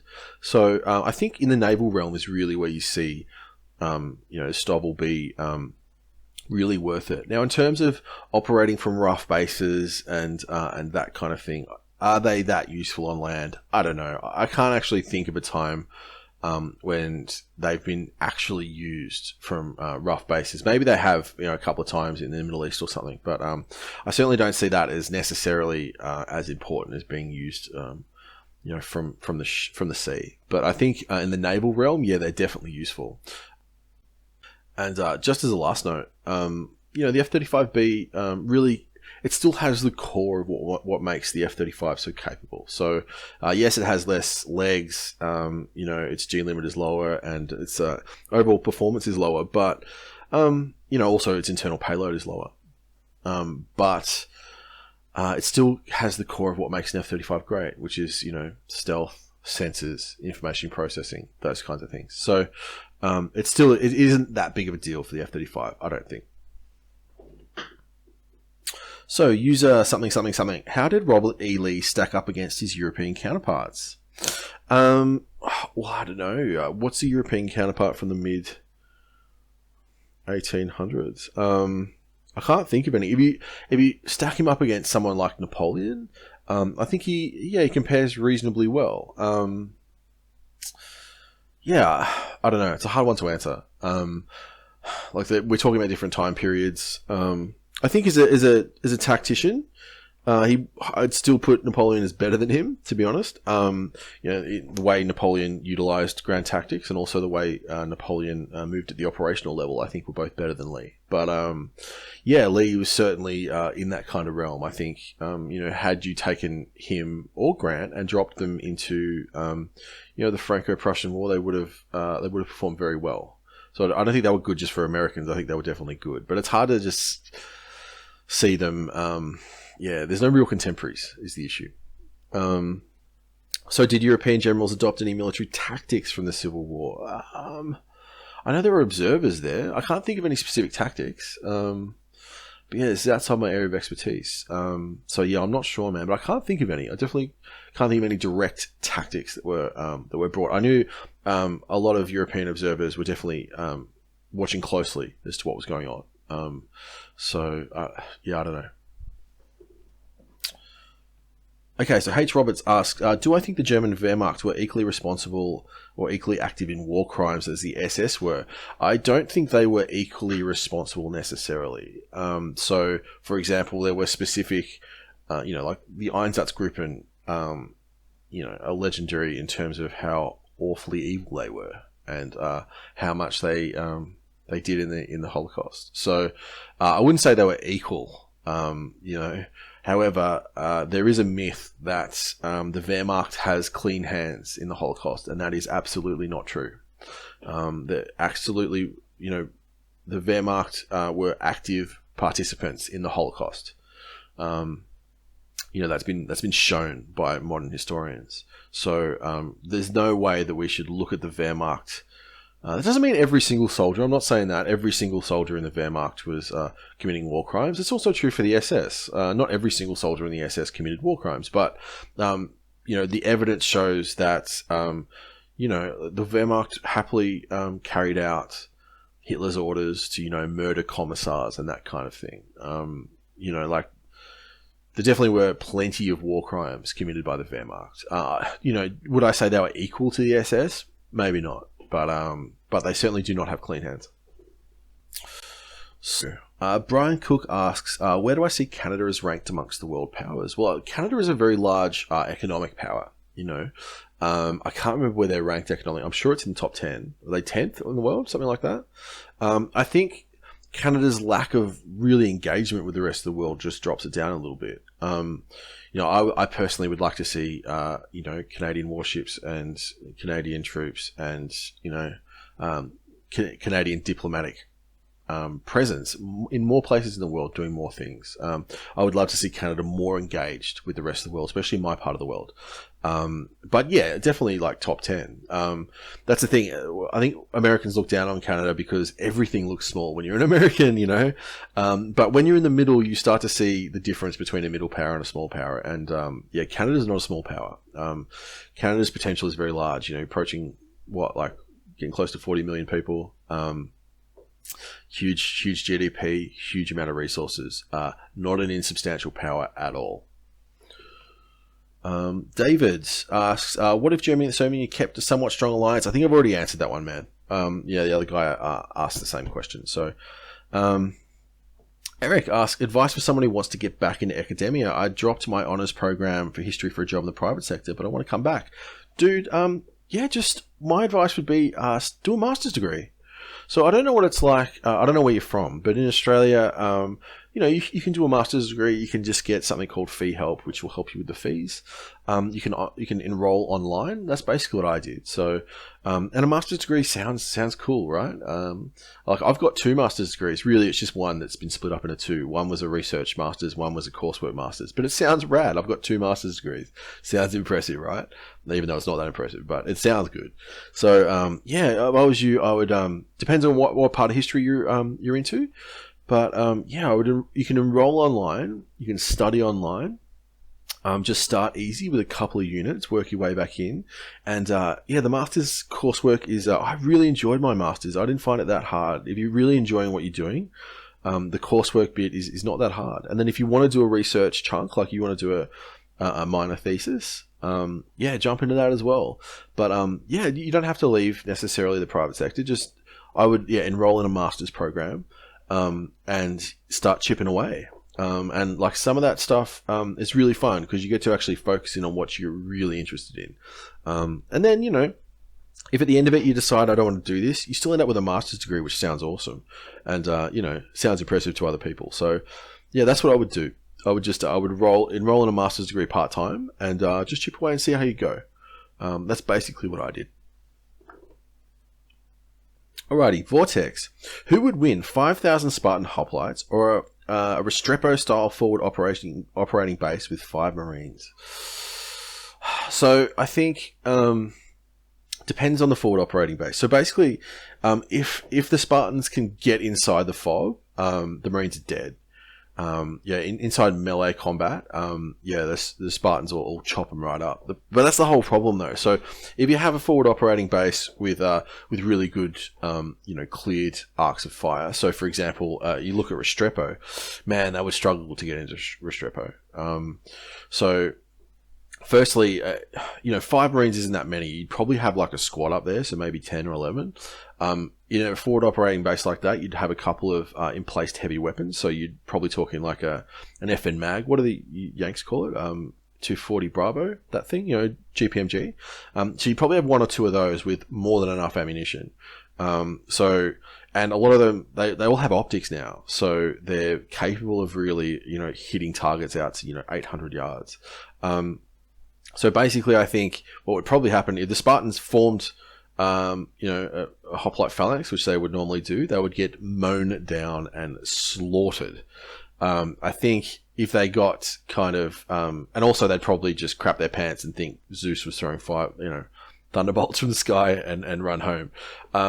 If they got smart and they did like a Zulu style, Rorke's Drift kind of like sneak up at night and try and get in close, maybe. I think they could probably tire the guys out. That's why if you had more like 11 guys, like a squad in the fob, I think the fob still holds out. But if they can sneak up in the dead of night and get inside the fob, the Marines are dead. So, I don't know. It would be probably, I'd say, I'd take the Restrepo boys, I think.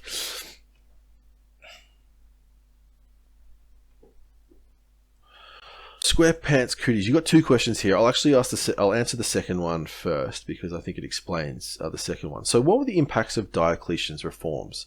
You're pulling me out of my area of expertise or my period of expertise here, but I'll see if I can remember my master's stuff. So, for everyone who doesn't know, Diocletian was an important emperor in the late Roman Empire. It's kind of he really formed a transitional period. So, before Diocletian took power, Rome was going through a catastrophe of political instability. Basically, no emperor had died of old age for a century. They'd all been murdered, and there were some years where there were 3 or 4 emperors. It was just a period of absolute political chaos and civil war that lasted for basically a century. It's called the crisis of the 3rd century. Now, the person to end this instability was Diocletian.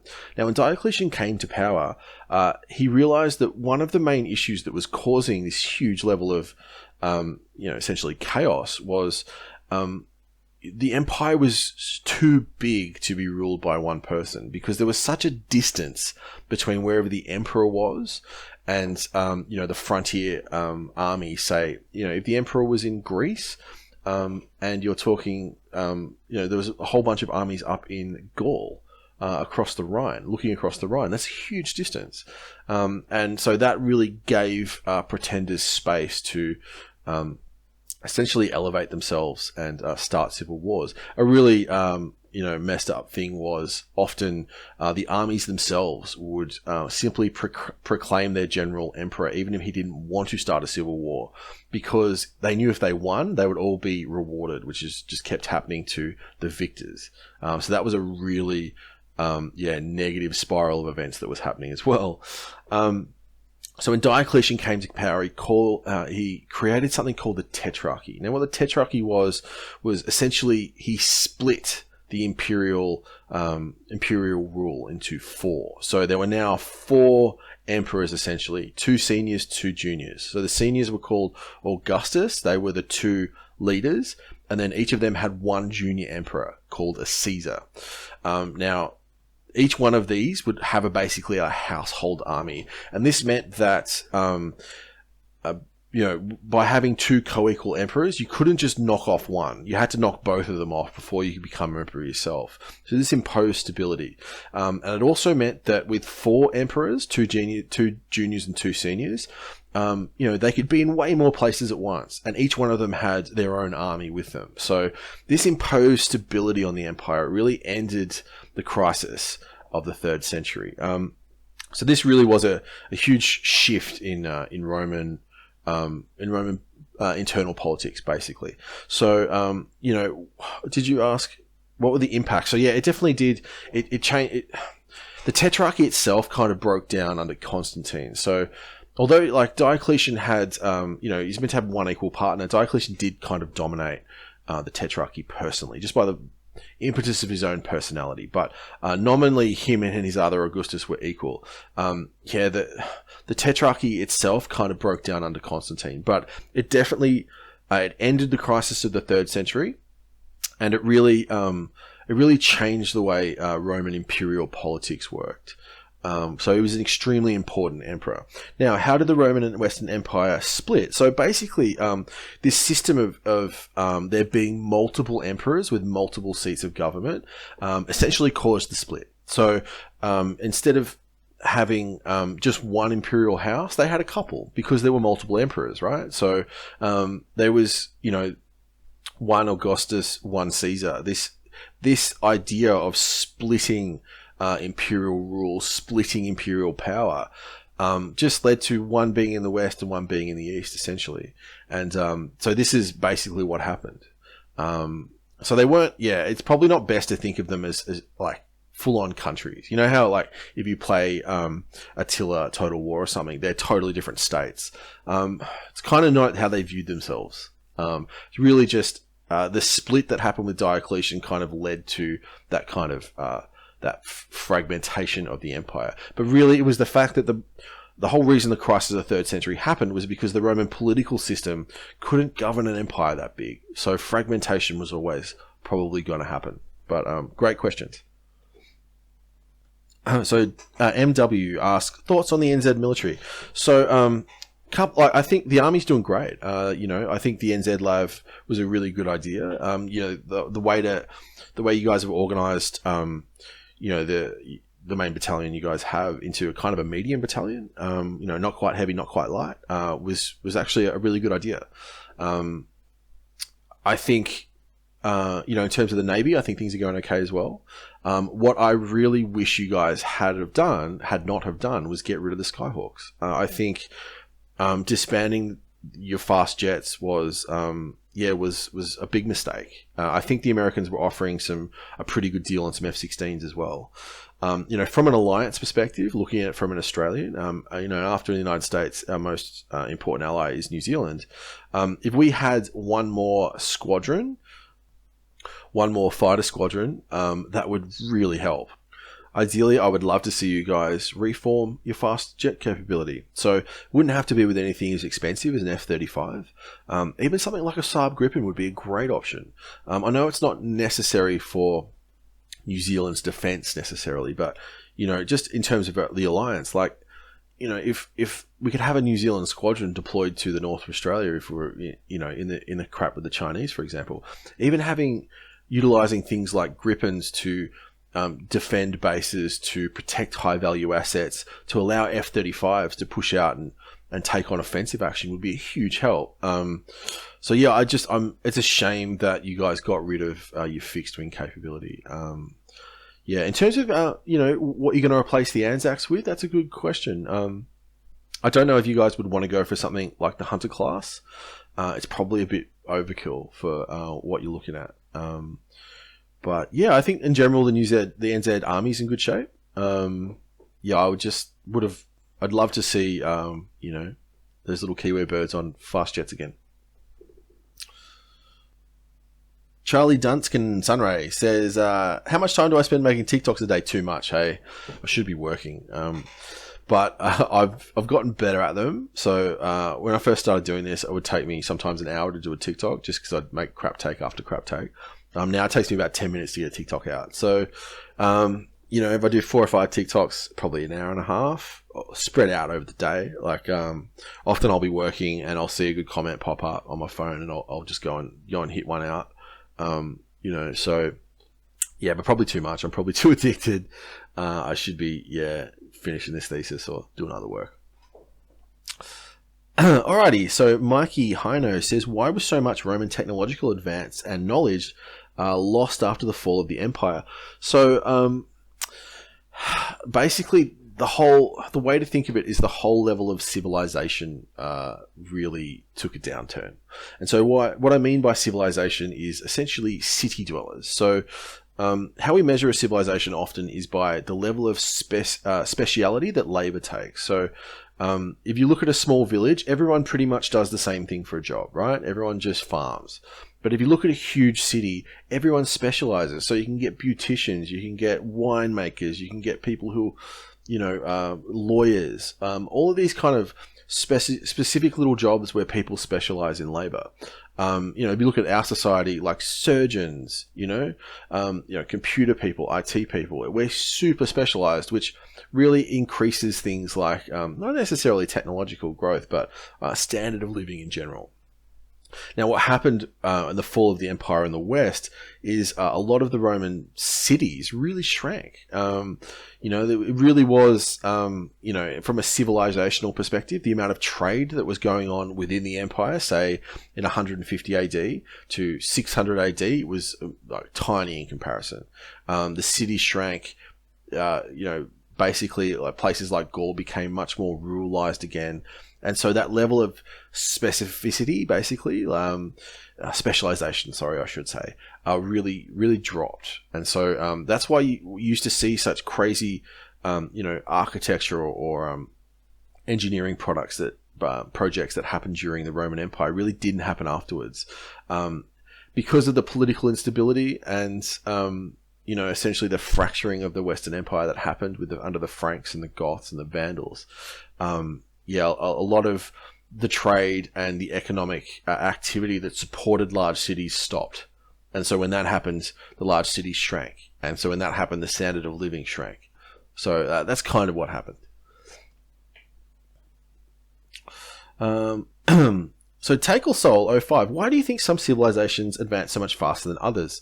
So I think there's a couple of reasons. One of them really has to do with institutions, I think. So, things like political institutions, judicial institutions, monetary and economic institutions. If these things are strong and they work well, often you'll see rapid advances in a civilization or a different country.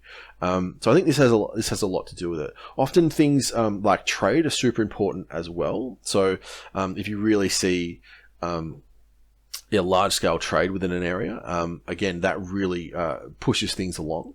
And often it's competition as well. So like if you look at Europe in the Renaissance, it had all of those things. So a lot of really interesting institutions were being developed, a really solid foundational institution, and then competition between different powers, and then trade as well. So all of those things together really push some things up. If you look at different countries now and why some seem to be doing better than others, often it's the strength of their institutions. So, does their judiciary, their judges, their courts, how does that work? Is it politicized? Is it not? What is their political system like? What is their economic system like? By economic system, I mean things like Reserve Bank and that kind of thing. So often it's these fundamental kind of institutions that propel countries forward. So, for example, one of the really great things that made the UK grow and become a great naval power and then have a massive empire was actually the formation of the Bank of England. It was a really important institution that allowed the crown to really invest in the navy. So it's things like that often that really make the difference between different civilizations or different countries, I think. Okay, Mason Base asks, given a 1945 start to World War II, the Germans have outfitted their army and air forces with premier advanced weaponry. Are they too great for the Allies? Well, I think there's two questions here. Are the Allies the way they were in 1939? If that's the case, yeah, probably. I think the Germans win the Battle of France, and then I don't think they can invade Britain, but they win the Battle of Britain very easily, and I think the British start to think, well, we might as well cut a deal here. I just think, with things like Me-262s, the air war would have gone very badly over southern England. For, a Spitfire Mark 1 is really not much of a chance, and they couldn't have stopped their jet bombers at all. So I think at that point, the Germans are basically bombing whatever they want at will in southern England, and then you have things like the V weapons as well. So yeah, I think that's basically they just win. If you're actually talking about let's just fast forward the war till 1945 and start it then, you have to remember that a lot of the Allies and the Soviets had a lot of more advanced equipment as well. So, for example, yes, in the armored realm, you're now looking at Panthers as your main German tank, and then heavy tank battalions with King Tigers, probably.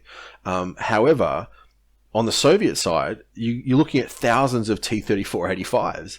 And, okay, so a Panther will dominate a T-34-85 at range. But as soon as you get within, 500 meters, that T-34-85 is dangerous as hell.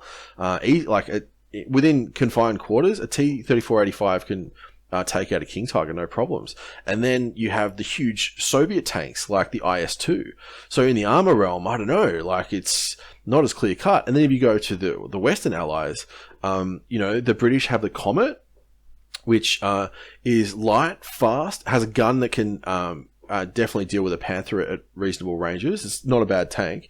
And the Americans have the Pershing, which can take on either of those tanks, any of the German heavy army units. So the armor doesn't look that crazy. If we go to in the air, the Me-262 is an amazing aircraft, but the British had Meteors flying in 1945, so they're pretty even. I haven't looked up the stats, but they're definitely comparable. So all of a sudden, they're not really dominating things there. The Americans are flying B-29s, which are amazingly advanced bombers. So yeah, I don't know. Things like the MP-44 would have really helped in terms of their small unit stuff, so the infantry. Having the MP-44 would have been a big advantage. But all of the Soviets would have had SVT-44s, SVT-42s, whatever they're called, and maybe starting to bring on the SKS. When was that actually made? Let me just check that. I'm pretty sure the SKS was just after the war, wasn't it? Yeah, 1945. So at that point, with the SKS being in widespread use in Soviet forces, I don't know, that's looking pretty good as well. So, I don't think so. I think there were certain areas where the Germans were definitely more advanced technologically, but the Allies weren't that far behind in a lot of those. So I'm not sure necessarily it changes too much. I don't think it changes too much. Alrighty, so asks, this has pondered my mind for a while. Why didn't the US use the B-29 in the European theatre? So basically, the B-24 and the B-17 were perfectly fine in the European theatre. So there wasn't the range from southern England to Berlin was really not that far. You're really talking a reasonably localized conflict. And when they started building B-29s, they didn't stop building the others. There were still factories churning out B-17s. And so there was no point stopping B-17 or B-24 production when they were going so well and they were so efficient and they were making so many, and switching over to B-29s necessarily. So there were just new factories opening up. And considering there was no need to use the B-29 because the other platforms were perfectly useful in the European theatre, it just made sense to keep those factories supplying Europe and then use the brand new platform with the brand new factories to utilize that in the Far East. And the difference is also the Pacific theatre, the distances were massively larger. So the additional capability of the B-29 really made a lot of sense to use it in the Far East. And so basically they just split the production lines. So I think that's why. There's just the additional range.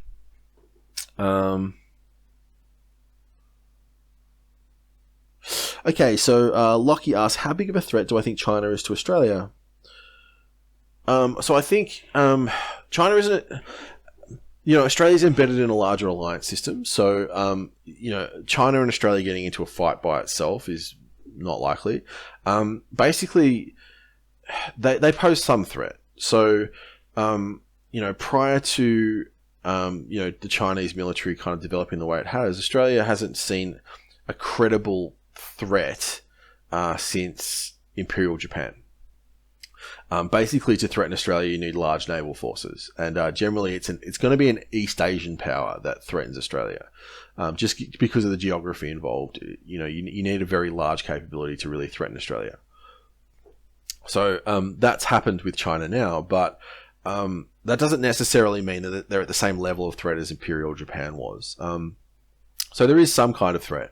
How should we deal with it? Let's go back to the first question at the start of this podcast. This post that addresses how I best think we can deal with it. Basically, to utilize anti-access area denial. Alrighty, wow, this has gone for a while. What are we at? 2 hours and 10 minutes. I am tired, but I got through all of them. So lots of awesome questions today, guys. Lots of really insightful ones. I'll see you guys on TikTok. That was really fun. Hope you enjoyed it.